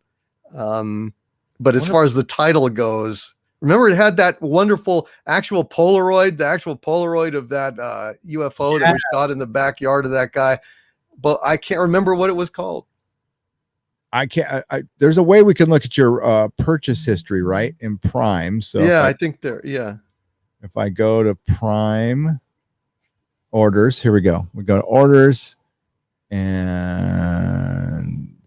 not that Prime Video. It's gonna take me a second. Damn it. What is the name of that? I can't remember. It was very good, though. I thought it had some actual stuff I hadn't seen before, which is, unusual because, we've seen so many things. But it was a nice special. It was. I'll think of it. One of the ones that I absolutely love that's from, it's called Out of the Blue. That one used to be on Netflix. Mm-hmm. So I can give you one name and I'll figure out. Damn it, Prime Video. It should be in my stuff. Here's my stuff. Here we go. Oh my God, Counterpart. I missed that show. That was very good. So good. Oh, of course, it's not there. So I found it, but apparently I just rented it and I didn't buy it. Well, that was dumb, Gary. Well, no, because I mean, even if you buy something, that's the nasty thing about Amazon is when you buy it, it's you're only have access to it as long as Amazon actually has a deal with those guys. And now it's gone. I know the director's first name is Jeff, and I can't remember his last name. I'll figure it out. But yeah, we'll get a list going. We'll get a list going of recommended documentaries, but I can absolutely recommend just go to Randall Carlson's channel, Cosmographia. It's hard to find. You'll have to build a playlist, but Atlantis Mysteries Unsolved. We'll talk about it, and I have a brief time to talk about it. We do have a cutoff time today. I'm keeping an eye on the time, Doomcock. Oh, okay. Yeah, I didn't want to. Yeah. No. It's chime in if you need to chime in, brother. But yeah, I've got my eye on the time. So I'm going to read one more question, and we're going to talk briefly about Atlantis and what I learned from Randall Carlson. Crashes all over the world must be teenage alien drivers, says Thunder Robots for $5. That's a very or women. Or Jodie Whittaker, who immediately crashed the TARDIS. So yep. Oh, did she crash it? She crashed it good. She crashed it so good that it'll never come back again no more. Yeah, I think the show's done, dude. It's done. Vaughn Max, thank you for the $5. Best time is now for $14.99. Gents, are you watching the Skinwalker Ranch show on History Channel? It's really interesting. No, but I think I will start. I know. I've thought about it. I know the one he's talking about, and I've heard it's good. We really on the ExoZone did kind of a fantastic Skinwalker Ranch interview with one of the guys. It was two guys, but one of them who actually broke that story and was, the one who actually saw or interviewed the guy that saw the dogs in trench coats smoking. Yeah, which would be the fucking that's where, and you and I both thought that maybe they're tapping into either subconscious minds or there is just a weird reality out there. Maybe there's a reality for everything. Maybe there's a multiverse. Maybe there's like robot timekeepers, or who knows. Peter DeRosa for $19.99. Speaking of aliens, I'm actually excited about the Noah Hawley alien TV show that was announced today, and yet still very nervous since Disney owns my favorite franchise. The woke nonsense lurks around every corner. Yeah, that is if it wasn't current year, I would be excited about that show. I would. Because Noah Hawley, when he's not being woke, is probably one of the best TV writers and showrunners on the planet. When he's not being political and intersectional feminist, when he's just doing a regular show. He did Fargo and he did Legion, and Legion season 1 was fucking great. Yeah, it was fucking great. I will take a look at it, but I think the Disney Princess Alien will probably fucking suck because it's Disney. It is, but I think ultimately, I think that the trajectory is back towards sanity under pressure of economic realities. They are not doing well. They're just not. And it's only a matter of time before, this political shit, they just kind of throw up their hands and say, you know what? We need to fucking make money. Oh, and, yeah. It's coming. That time is coming. It may, maybe not tomorrow or maybe not the day after, but soon and for the rest of our lives. That's what I think. Yeah, Quentin Tarantino, like he preceded his comment from Bill Maher that I put in my last video with talking about like the pendulum swings and it's about to swing back. And Quentin Tarantino was the result of the last pendulum swing, right? So the last pendulum swing, things just got bloated. Star Wars was over for a few years. Blockbusters started getting really fucking schlocky. And then all of a sudden, this thing called Pulp Fiction comes around, blows everybody's fucking mind. And this little unreliable narrator, out of joint action film, which is just a throwback to 70s, shit, it took the world by fucking storm. It blew my mind. I watched that movie like 10 times during the summer. I think it's got one of the greatest openings ever. I like Quentin Tarantino. I can't say I'm a fan. I don't like all of his stuff. I think he's genius in some stuff and really boring. And like Death Proof is fucking terrible. God, that's a shit movie. I hate that movie.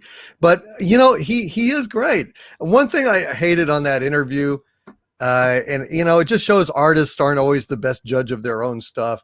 When he talked about he would have made Reservoir Dogs differently today. Reservoir Dogs is perfect. Reservoir Dogs is perfect. You can't improve on it, change it in any way. That's weird. I can't believe he said that. It is. I mean, like, think that to yourself. It's like, you know what? I want to go back. I was thinking about this while I'm doing the Tolkien video, right? Because I know I'm going to hear from the Tolkien Society people. I always fucking do. And I hear from the scholars and experts and they give me shit. I'm like, dude, I don't want to know about Tolkien. I don't want to know fucking anything about him. I want to just read his book. I want to take his story and know it for what it is. That's usually what I am. I don't usually give a shit what the author says or does. They could be a fucking alcoholic, anything short of diddling a kid. I don't care what you fucking did, personally. Yeah. And I just want to read your fucking story.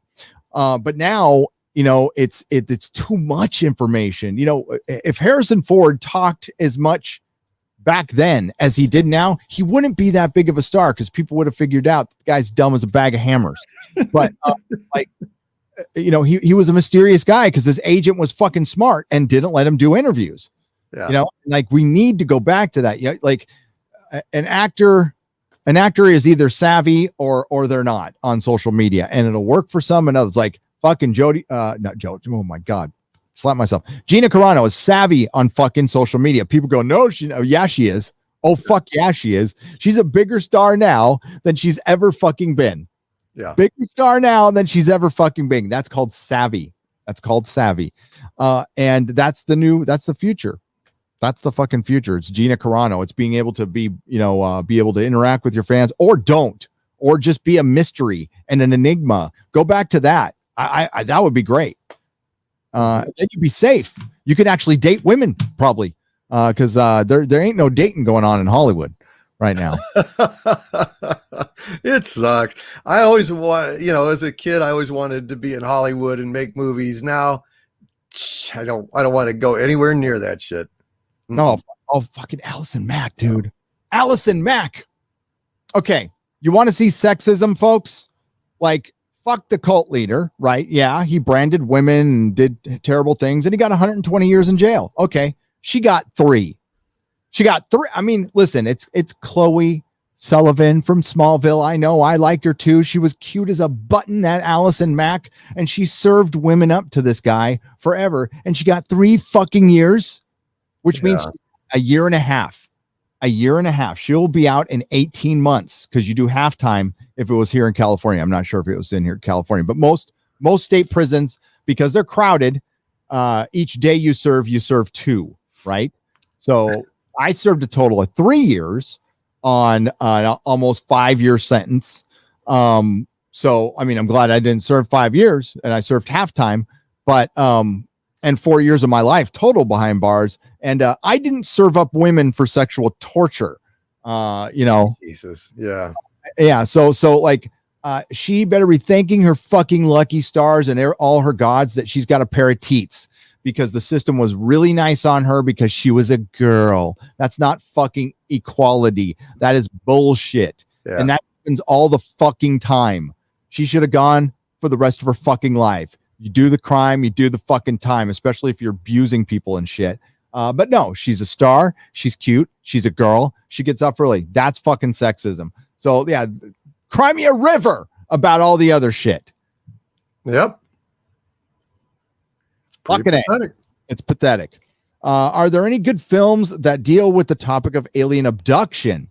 I rewatched a TV miniseries called Intruders, starred the late Richard Crenna. Oh yeah, I remember that one. And in my opinion, it's the best show on the subject. Well, there's Communion. I never saw it. Communion. That's Fire in the Sky, the Travis Walton. Fire in the Sky is the best one, Keith. Fire in the Sky. It's the most believable story. It's the best movie. It was a hit when it came out. It did well. And the Travis Walton story, and I met Travis Walton a year and a half ago, and could not meet a nicer guy. Highly recommend it. If he's in your area, go to a conference and meet the guy. He's pretty cool. He's very chill dude. Also, Interrupted Journey, which is the Betty and Barney Hill story. There, James Earl Jones played Barney Hill in that, as I remember. That is a classic as well. Yeah. Mm-hmm. And that's a believable story. Oh yeah, no, I believe that happened. They're not hoaxing it. They're not lying. No, for one, interracial couple at that time coming public with anything. Mm-hmm. Interracial couples, like, they were a thing, but depending on where they were in the country, wasn't safe for them to walk around. So remember that. Mm-hmm. Oh, complaining like how far we've progressed on that one. Yeah. How about all the monoliths everywhere? Nicholas Horton for £5. Yeah, the monolith on Phobos. On Phobos. Weird. It's like there's monoliths everywhere. There is stone structures around the world that resemble each other. There's the polygonal stone structures, and you can see them in Turkey, and you can see them in Greece, in South America, all parts of South America.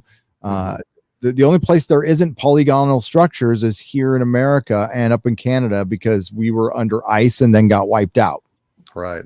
Like America is been wiped out. And I've showed the picture before. The West Coast looks like it melted. Mm-hmm. Real quick, let's do this. Let's go to Google Maps. I'm going to have to close out some windows.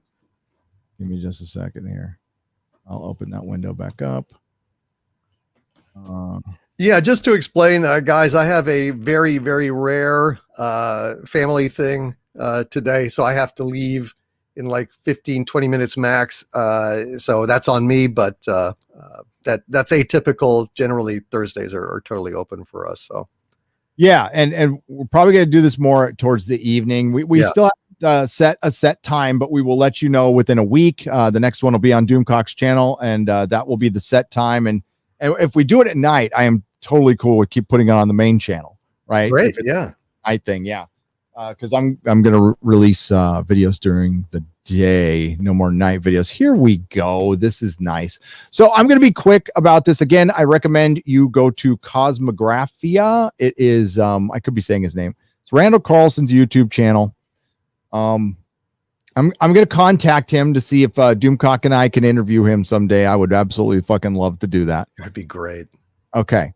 So Atlantis, and I'm going to do the very quick. So Plato, this guy named Plato, had a descendant named Solon who was banished from Egypt for 10 years and banished from Greece for 10 years. So he lived in Egypt and he hung out with the priests and he got real high and they talked about spirituality and they told him this story.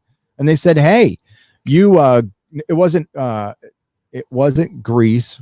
You Athenians don't even know how fucking old you are. You're fucking older. You're as old as we are. You're an ancient civilization that's forgotten, and they told him the story of Atlantis, of a civilization that was like a mother civilization that warred with the ancient Greeks known as the Athenians back. I can't remember. I'm fucking that one up, but it doesn't matter. We'll say the ancient Greeks. And there was an empire and blah, blah, blah. We all know the story of Atlantis. It's off the Pillars of Hercules, just past the Pillars of Hercules, where the Rock of Gibraltar is. Right there it is, the Rock of Gibraltar, which is a big fucking rock. And look at that. Isn't that strange how that's just shaped like that? So this is the Pillars of Hercules, and west of the Pillars of Hercules was supposed to be a continent of Atlantis, but it wasn't really a continent. What it was an island, an island of Atlantis. So the Eye of Sahara that everybody's talking about is right there. Very easy to find. Very easy to find. Yeah, look at that. That's pretty fucking incredible, right? But look at all this. Can you see my mouse? Can you see this shit? That is a tsunami hit this place. Yeah. A tsunami hit this place. When, we don't know, but we might have an answer for you. Okay. We might have an answer for you from Randall Carlson. So basically he thinks that the Azore Islands, there's an Azore Plateau, right? Like right here. Right there. That's right. The Marianas Trench. You can see the remnants. Like all this was above water. All this. And boom, it is fucking. So You've got the Canary Islands, like and that's not here, but there's the Canary Islands. I can't remember where they're, but all the islands here, these islands, this group of islands, this group of islands. What he did was he systematically checked out each island for signs of a tsunami. What he's looking for is, see, we have a date. Plato said it happened 9,000 years prior to Solon, which is 11,600 years ago. This date is very important because that's when the Ice Age ended. Wow. Well, the Younger Dryas. Okay. So there was an Ice Age for a long, long time. Above right here, there was a 2 mile thick sheet of ice, and it melted. Well, the Ice Age ended, and then it restarted. It ended for 1,000 years, then restarted immediately, and then ended immediately. Graham Hancock thinks both times it was due to comets, not comics. Maybe that's the next cataclysm. And Robert Schoch thinks it was plasma from the sun. Either way, something came from space, something extraterrestrial, and fucking ended. Look at, there's something right there. Oh yeah. That looks like impact right there. That could be an impact right there. Then of course there's up at Greenland. There was the impact right there, I think. Or no, it's right here. That's the impact right there. That's the size of London. So lots of impact shit possibly could have happened. Ended our Ice Age. Immediately there was a thing called meltwater pulse B.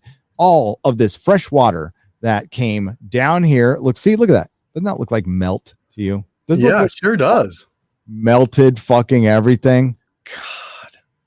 Okay. So all that water, most of it entered the Atlantic Ocean. When it entered the Atlantic Ocean, we're talking 2 mile sheets of ice. And we're also talking about the European ice sheet melted as well, which was up here. All of that water goes into the ocean.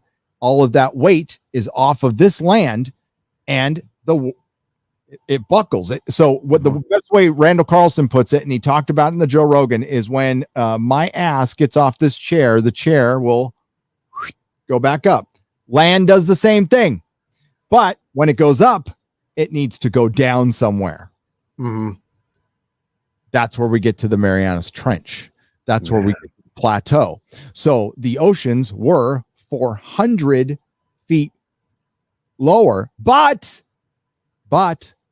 the floors of the ocean were higher. So they went down. So the level of the ocean went up, and the level of the fucking floor went down, and it caused all kinds of crazy shit, including splitting this fucking crack right here. Again, this whole plateau, this is that's fucking Atlantis. Oh man. And what they believed they were was an advanced maritime civilization. It wasn't like crystal spaceships. They didn't have cell phones, but they were like like the Romans. They can circumnavigate the globe on a ship. They probably had plumbing, stuff like that. 12,000 years ago, so 6,000 years ahead of anybody else. Their civilization was completely wiped out. And just like if our civilization was wiped out today, who would inherit the earth? The hunters and gatherers, the ones that still exist on this planet to this very day, in the Amazon jungle, down in Australia, down in Papua New Guinea, down in places like that. There's hunter-gatherers in the Congo. There's tribes in the Congo we've never seen before. Have you ever seen the fucking Congo? I'll show you the Congo real quick. Yeah, the Congo. That's the fucking Congo. Go see if you can find anything in there. Yeah. Damn. And it's fucking huge. Massive. The biggest impact on the planet is this. Boy. And there's another one right there. Yes, I fuck around and I look for cosmic impacts on our planet. They're all over the place. God. Yeah. We have been pelted, man. A lot. So this ocean floor here buckled quite a bit, and so a very, very large island went under, and on the Canary Islands in particular, Randall spent a whole episode on this. There's giant chunks of them missing and on the ocean floor. So that means water hit the side and a whole shelf of the island came off, and there's material at the bottom of one of the Canary Islands, right? That is bigger than the island. It's hundreds of square miles. Wow. And a giant wave hit it. So a giant wave hit Africa. Giant waves hit up here. There was crustal displacement, and the most telling evidence of all is there is a type of crust granite, right? It's like a granite rock. There's giant pieces of it below, like the Azores. Like there's giant pieces of crustal blocks, giant blocks. And they found them dredging the ocean because they were dredging the ocean for something else. And they found, they also found limestone that was in no more of than 30 meters of water at 2 miles down, by the way, 2 miles down. So this limestone is old sea life. Texas is covered in it, by the way. Sea life that just died, and it turns into stone, and you could see like little fucking shells in it and stuff like that. Well, they found that down there too. So something sank. Of course, it's not definitive or anything, but I thought the evidence was pretty fucking interesting. I went over a 10-part podcast, and there is so much more that is mind blowing about like how the crust moves, and displacement. And when this happened, by the way, if there's a big impact on this planet, it's going to kick off earthquakes and volcanoes everywhere. Like the earth, it's skin. So it reacts to shit. And, there's still parts of our land from the ice age returning back to what they were before there was the ice. It's happening in Nevada. If you drive through Nevada, you can see what looks like, it looks like shorelines like this. Well, those are shorelines, and the crust is coming back because there used to be a big fucking lake in the middle of Nevada, Bonneville or something like that. And now it's gone. So the crust is going back to where it was. So again, yeah. Trippy. Jesus. Man, I just wish there was some way to go down and really examine that and search for any kinds of artifacts or stuff that might have somehow inexplicably survived, stuff maybe that was buried already, might be preserved down there. Unlikely, but that'd be interesting. It would be. And well, I mean, they're so far down. We're talking like this is like the impossible. Yeah. Yeah. That is a big fault line right there. That sure as shit looks like a big island. It does. It does. And it's due west. I think remember this right here where you see Mali and Chad and Libya and stuff. This all used to be temperate 5,000 years ago. This is all temperate. There was lakes. And apparently it goes back to that every 15,000 years because of a slight wobble in the earth that every 15,000 years, the earth's spinning and it goes like this. And what it does is it briefly changes the climate north. Wow. Yeah. North. So everything goes north. Texas would probably look like, whatever's like this here, that would be Texas. The climate just shifts up. I watched a whole special on the desert and what it does. And, it's pretty fucking amazing. Damn. Yeah. So that is, again, we can talk about it further once I know more. But I highly recommend you see that. If it's good night listening, and I do recommend you listen to it at like 1.5, 1.75 speed, because there's a lot of Randall looking things up in the middle of like a thought or something like that. So you got to get through it. But that is interesting. I'm glad you checked all that out, and I I think that's a really great candidate for it. I mean, it lines up with everything that's said. You can see the damn thing. Boy, Atlantis. I think that's it. Well, the biggest question was like, how did islands sink? How do islands sink? And that's how islands sink. Crustal displacement, weight displacement, and it's random. We don't know what's connected to what, so it can be anywhere. California could sink. We don't know. Yeah. Shit. Oh, and by the way, there's evidence of islands sinking all the fucking time. You got to look into it. It's just not things people talk about all the time is sinking islands, and it's a fascinating fucking subject. I love it. I think it's great, man. It is 1:15, sir. All right. I just want to say it was a lot of fun. The time flew by. Love talking ExoZone and weirdness, and I'm glad we're doing this again. This is a lot of fun, man. Dude, I had a blast. Thanks for popping on. Even good timing. Take care of your business, and I'll talk to you, and we'll set a set time. It'll be on your channel next. That sounds great, man. Have fun, everybody. Welcome back to the ExoZone, and we will hopefully see you next week. See you next week, brother. Take care, brother. I'll see you later. Bye-bye. Bye-bye. All right. I'm going to read a few more questions, and I got to bolt myself because I got so much work to do. Joel Reese for $10 on the donation side says, great to see this show. Gary might not be much of a gamer, but would recommend to Doomcock a Dyson Sphere program, an automating game that is perfectly captures the scope of building a Dyson Sphere. All hail the ExoZone. I would check that out. I'll pass that on to him too. I think he'd actually be interested in that. I play video games once in a while. I am obsessive by nature, and my worry is I get too into it. Like Diablo was a sickness with me. Diablo 2, although I'm grateful for it because it kind of helped me through my my bad first marriage when we were going through like the divorce and shit like that. Diablo was very therapeutic. Killing things was very therapeutic. By the way, this is the ring from the last marriage. Keep up the great work, gents, for $10 from Soloso. That's on the donation side. We got Byron for $50. A Niven ring would be more practical than a Dyson Sphere.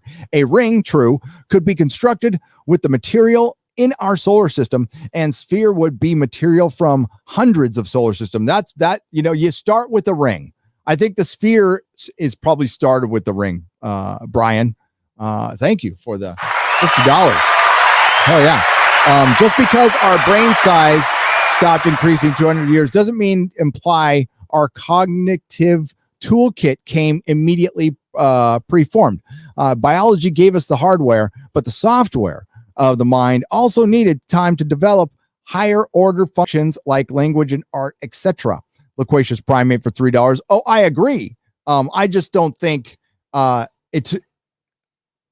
just don't think it kicked in the last 5,000 or 6,000 years.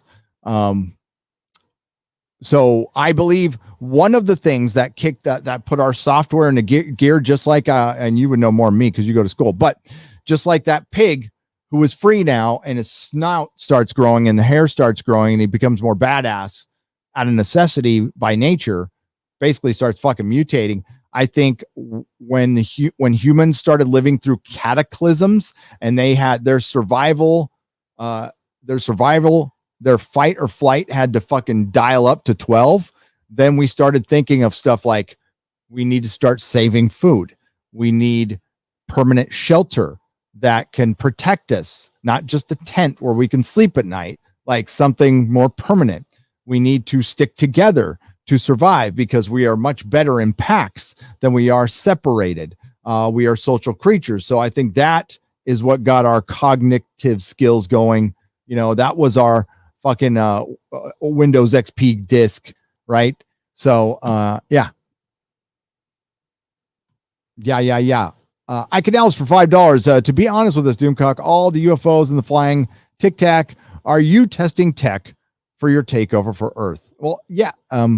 He refuses to answer that question. Every time I ask that question, I don't get an answer. I just don't. Hilgarian, that's an old one. So we don't reread an old one there. So thank you very much. And we're going to go to some more questions here. And I want to thank everybody for being here. Again, we got VS Smoke and MCS and Stopwitch and Eric Stone and Solar Sonic 78 and Cardinal Sin and Wonton Sombrero.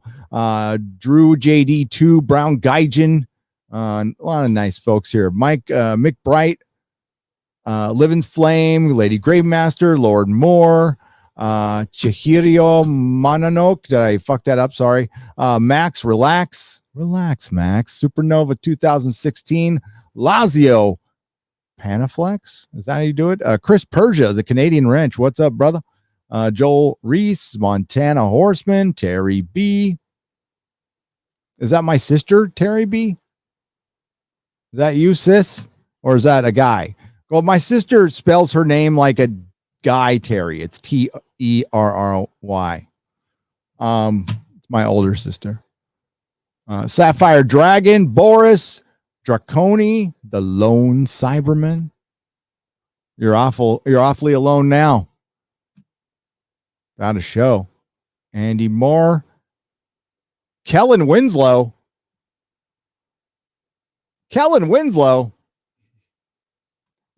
That's my Kellen. Kellen Winslow was my favorite football player. Not the kid, not the kid who's in jail, but the dad. Greatest tight end I've ever fucking seen. Guy was a beast. Matt 317, Cardinal Sin again. Eric K and his wrench. OK Egg. And everybody else. Thanks for being here. And you guys are fucking awesome. What do we got here? What do we got here? Atlantis and Lemuria were destroyed by the moon being placed into its current location. We are ancestors of the Palladians. I can believe that. I think we are ancestors of something. Fiat Justicia. I do. Actually, it was Giorgio. Yeah, Giorgio Tsoukalos, I think, is I mean, a lot of his stuff comes from Eric von Daniken. Okay, so but when he strikes out on his own and has his own ideas, I think some of them are interesting. And he and I did have a big, long discussion one day about how we're not we don't fit in with this planet very well. We just don't. For one, we need clothes. We have bad backs. There's a lot of stuff that we're not in sync with this planet. Now, there could be reasons for that, maybe because our consciousness was turned on. Don't know, but we had a good, long, deep conversation about it, and I liked it. Thank you for the 14 or for the 19.99, sir. I appreciate it. What we got here? We got okay. There we go. Excellent. Now I got to go here. Give me just a second. I'll go. By the way, 50,000 subscribers on Nerdrotic Live. So thank you. Thank you. Very happy about that. Of course, this got demonetized. You know, why? Why? We're just talking about UFOs. It's fucking lame. I don't care, but it's okay. And this is going to stay on the channel. By the way, I will be, I'm a little behind on backing stuff up, but all of my live streams, everything I do, all my videos go on nerdrotic.com. So you can also listen to them on Spotify or iTunes. And I'm just behind. So I got to put up the real BBC. I'm going to put up this show. I got to put up my last couple of videos, but I am behind, but they are going up. All the ExoZones I do, there's a playlist on this channel, right? And it'll stay on this playlist. So if you are looking for old ExoZones, if you want to listen to them, you can go to nerdrotic.com. There's an ExoZone playlist there. You can just go to the website and search ExoZone. You can find older episodes. It's all free. It's all free. No ads unless there's on YouTube. I don't do any ads on my website. I don't do any ads on the podcast. I mean, I do have some sponsors lined up for other stuff because why not? It's stuff I use. Hope you guys understand. King Hess 99 for $5. The aliens could always do what the Ascendo in Stargate. See, I don't watch Stargate SG-1 were to give us a gift infected with a virus that would kill or sterilize us. Well, I mean, like, there's an argument to be made for sterilizing a portion of the population, but see, then the aliens found out it wasn't necessary because that portion of the population isn't going to get laid anyway, so it's okay. So I think things are going to be okay. The TikTok generation will just die out, and after a generation, we'll be fine. But our art will not survive, unfortunately. Cisco Kid is a friend of mine. Thank you for the super sticker for $10. Lady Greymaster for $5. Speaking of getting lighter, Brie Larson just did a 1-year YouTube anniversary vid where she announced she's stepping away from her channel to focus on acting. Oh, so she quit YouTube. No way. Oh, yeah. Well, she does need to focus on acting because she's not very good at it. Totally overrated actor.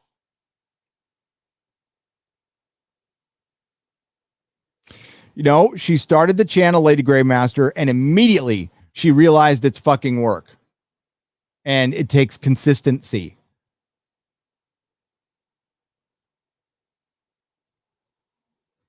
More Christians believe like you guys than you think, says Robin Swope for $5. Oh, yeah, I think Christians believe. Did I say Christians didn't believe? No. I said you're persecuted. You're awfully persecuted. I mentioned it in my Lord of the Rings video today, isn't it? Aren't we living in strange times when an anarcho-capitalist agnostic is defending the very Catholic Tolkien and his works? And I'm just asking for them not to change anything. Don't go in there and fuck around and try to project stupid shit on fucking Tolkien. That's stupid. Hope you guys watched my video, by the way. If you didn't, go check it out if you want. Crazy Cat Guy, thank you for the super sticker. Jackie Brown is always forgotten about. Johan, I like Jackie Brown. That's one of the movies I like. The scene where Robert De Niro shoots Bridget Fonda is shocking. It's utterly shocking. And Robert De Niro plays a good ex-convict. Like, he plays the part because there's people who will get in the revolving door of prison, and they accept their fate. They lose some humanity. They start looking like fucking lizard people, basically. Like, they are not people you want to fuck with, because they'll be people like Robert De Niro and Jackie Brown. They will kill you for a fucking a Jack in the Box hamburger because they feel like it. I mean, just most of their humanity is gone. They exist. Evil exists. It doesn't, honestly, there's probably a reason for it. Abuse, blah, blah, blah. There's a point where it doesn't matter. Doesn't matter how you got there. You're there. Disney's Alien is about socialism. Clownfish did a video on it a few hours ago. My mom apparently saw a UFO on the old farm we grew on. She said it lifted out the field and was like a giant red metal bar. Whoa. That's awesome, Grizzly. I love Clownfish. Did they say it's going to be about socialism? Is there an article on that?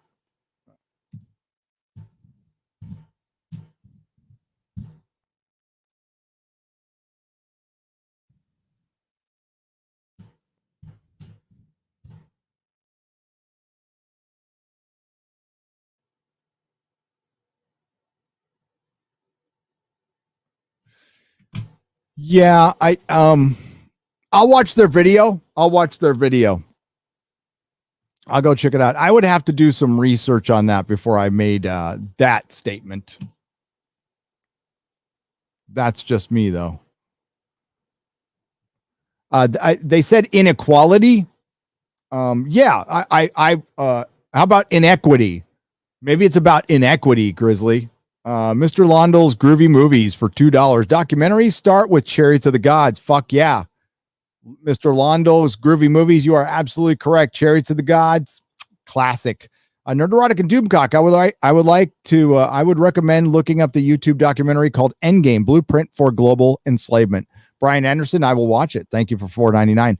That's the one thing Doomcock and I kind of were bummed about is we can't get into our conspiracy theories because I have a lot. So we're going to have to work on some place we can very quietly go off platform to talk about that shit. Although they can nail us for saying stuff off platform too, which is bullshit. Thank you, Cardinalson. God, James Fox's The Phenomenon. That's the documentary we were talking about before. James Fox's The Phenomenon. Thank you, Cardinal Sin. It's good. It's good if you're like new to the UFO field. It's got some pretty interesting information, and it's got this guy who's got a Polaroid shot. Best fucking UFO picture I've ever seen. Hail Gary, hail Doomcock. I'm so glad to be back together. Although I weep for the Inquisition, hail the ExoZone. Hail. Yeah, well, I need my weekends. Judicon for $5. I need my weekends. And we all talk plenty of pop culture. We do.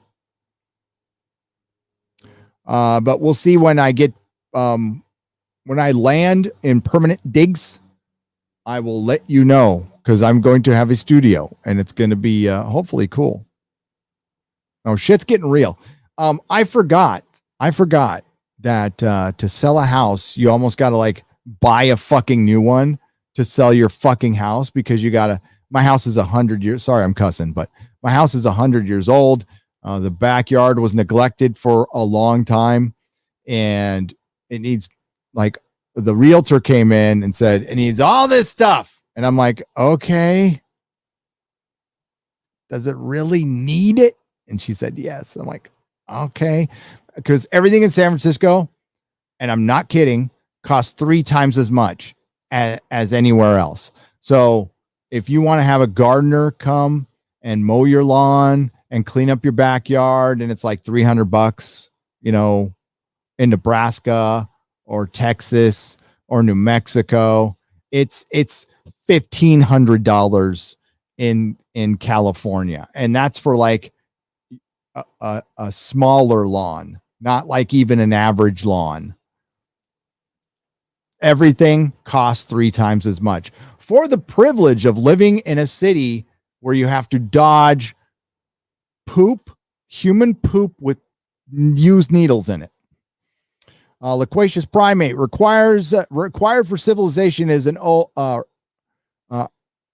human civilization likely is far older than traditionally admitted, but I think this necessarily implies our mental software and cognitive toolkit required for civilization is as old as our biological hardware. The software probably took additional time to develop. It's just question of scale. Yeah, because there was weapons. Other humanoids were using weapons. Like they found at the Rakat structure, they found tools that were hundreds and hundreds of thousands of years old. So it must have been one of our ancestors,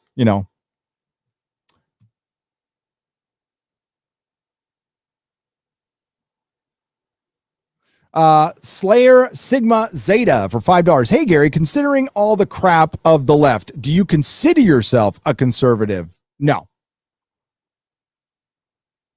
I mean, I'm not left either. But to be a conservative, I think I don't know. It's weird. It's a weird label, but I mean, no, I don't like people like John McCain. Sorry if I'm pissing people off. I mean, I just don't like people like George Bush. I don't like rhinos. I didn't like any of those fucking people. I see Biden as the same thing. Staunch establishment fucking politicians make my skin crawl. I don't fucking trust them. I never have. I never will. I think the first president I liked was Reagan. And I haven't liked many since, to be honest with you. No, I am I'll simplify it this way. I won't tell you what to do. You don't tell me what to do, and we are good. You can identify however you want. You can pray to whatever God you want, as long as it's legal. And everybody's consenting and they're fucking of age and you're not a creep. I'm totally cool with getting your freak on or anything. I just don't. Yeah, that's about it. But when I started growing up and owning a business, that's when, especially when it comes to like taxation's theft, basically, that's what I think. I think there's a case for the roads and for police and certain things, but I think there's a limit for that. I think the government overspends all of our money, and I think we pay more than enough taxes. We should be paying a lot less. But I'm into. I really believe in the freedom of sole proprietorship and home ownership and private property. I love all that shit. So if that makes me a conservative, fine. But when it comes to the moral stuff, I don't think the government should be moralizing anything at any time ever. Period. They should not be telling you what to do with your body. They shouldn't be telling you what fucking, drug. If you want to fucking get high in your house, that's your prerogative. So yeah, I'm pretty anarchist. That's what I am. I'm very anti-establishment. Have been all my life. Never goes out of style. Thank you, Doomcock Gary, for bringing back the ExoZone. You are welcome, Max Relax.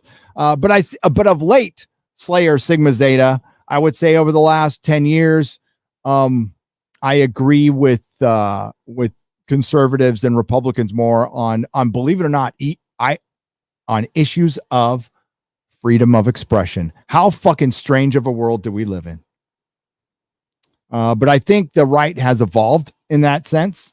And I think the left has devolved quite a bit into the extreme left is getting very cultish, getting very cultish. I am an American. I love this fucking country. I love what it's about. I love the fact that I could be like almost a 3-time loser and I can still turn my life around. It gave me the opportunity.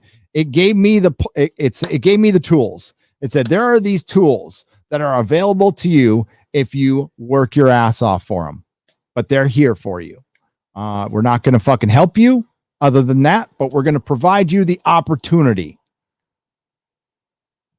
And that changes everything. That changes your attitude. See, when you're in a country where you know where you're going to work, or you know that half your money's going to go to waste, you're just not going to work as hard. You're not going to try as hard. But an entrepreneur who earns his own money and then becomes independently wealthy ends up being more generous, donates to more charity, becomes more helpful directly to his community and to society. We're not talking about mega rich, because there's very few of those. We're talking about the independently wealthy or well-off sole proprietor and business owner, which is the backbone of this country, right? And that's what, by the way, the folks who practice CRT and intersectional feminism and identity politics, that's who they're going after. They're not going after the rich. They're going after the middle class. The middle class is the backbone of this country.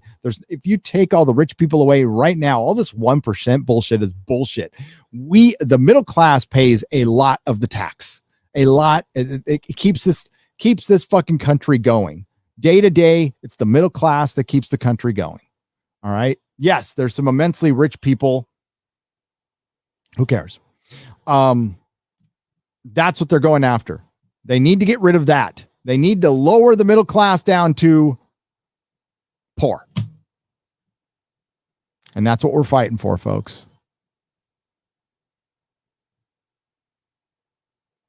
Did Trump create Space Force because he knows something? I don't know. Cowboy won for $4.99, but I think Trump's presidency was more transparent when it comes to aliens than Biden's will be. Now I could be proven wrong on that one, and I'd be willing to see, but I think the door is shut. I think the door is shut. I'm a skeptic, but I also love Carl Sagan. The suppression of uncomfortable ideas may be common in religion and politics, but it is not the path to knowledge. It has no place in the endeavor of science. Oh, anti-derivative Jill. Oh, that's good. That's good for $10. Always keep your mind open to it. You know, hey, I could be wrong. We could be a cosmic accident. My mind is open to it. Utah used to be under Lake Bonneville. That is right, Cody Duffy. And the lake is still, the land is still, and Lake Bonneville was big. All right, folks, I'm going to have to wrap it up. I will get the rest on the square up because my time is limited from moving and blah, blah, blah. But we'll be back next week on Doomcock's channel. My next show will be tomorrow, Friday Night Tights with Lauren Chen. Look for the Super Chat square up on this channel in a couple of 3 hours. And I will be doing a 50,000 subscriber celebration, like room tour. I think I'll do a room tour. We'll just do a room tour and chill out. We'll do a chill stream. Talk about Babylon 5. Does that sound cool? I think it sounds cool. That's what we'll do. Talk about Lord of the Rings and Babylon 5. If you haven't seen my video yet, please go check it out on Nerdrotic. I haven't dropped a video in like 2 weeks. I didn't realize it was that long. The video took a long time to make. I've been busy. I could have made a video on 50 subjects. My next video is going to be Loki for sure. I'm going to do a mid-season review and a season finale review. I did work on Picard quite a bit. Can't say I'm done, but that's what I've been quietly working on is Picard. So I did that Star Trek video and it really inspired me. And then I saw JXC's Doctor Who video and that inspired me as well. Although I don't agree with all of it. I think it's very good. I think it's very, very good. Don't know how I feel about JXC. I don't know the person enough to say I have an opinion. I saw Jay fighting with my friend Bulls Trek, so I automatically am taking Bulls Trek's side because I know Bulls Trek and I fucking love Bulls Trek, so I'll take his side. I don't know if he was right in the argument or not, but I'll take his side. Speaking of Bulls Trek, there is some talk of a Fury of the Whovians live stream. Here's some chitter chatter that people want to talk about some Doctor Who. I've been kind of holding out thinking that they would announce officially that Jodie's leaving, and they don't seem to want to do that. And the reason being is they don't have a replacement yet. And and as I said before, canceling the show is on the table. Now, I'm not saying that's going to happen. It's on the table. That was the last conversation I had. That was about a year ago. I'm going to be talking to my Doctor Who insider very soon, though, this week. Enter the illegal intergalactic alien. Hail Elon Musk, SpaceX Falcon 9 blast off today. Yes. Hail Elon Musk. All right. Thanks, everybody. Thanks to the mods. I'll just double check here. I appreciate the mods. Orville Nation, JP. What's up, brother? Thank you, Gary Doomcock, and bringing back ExoZone. By the way, is the true magic? There is true magic between you guys. Thanks, Orville Nation. I appreciate that. Hey, and I'll get back to your message, dude. I haven't checked in on it today. So, PJ, fucking killing it over there, and good job on the scoop. By the way, yeah. So it turns out behind the scenes, Star Trek Discovery is a poisonous environment. And I know I'm not breaking any news because we saw what happened to Walter Mosley, and then Orville Nation had the dark matter actor on, and that guy dropped some truth. And you never know what's going to happen next, right? So you never know what's going to happen next. But I think we know why Star Trek is a disaster. I mean, obviously it's shitty writing, bad ideas, and that comes from the top. It comes from Alex Kurtzman. Alex Kurtzman is a hack. And not saying Roberto Orsi was much better, but like Roberto Orsi was much better. No notification, Gary, says Rob Atlas. Yeah, probably not from this channel. It's been a while since I live streamed. So, all right, I'll get the rest. I appreciate all you guys. Thank you, Rob Atlas. 1999. I read that one. So thank you for the $5. And I can't get that one. That's That's George. But I will talk to you guys soon. Thank you, everyone, for the support. The ExoZone is back. See you on Friday Night Tights with Lauren Chen. I'm not going to pick up that phone. I can't. Bye-bye.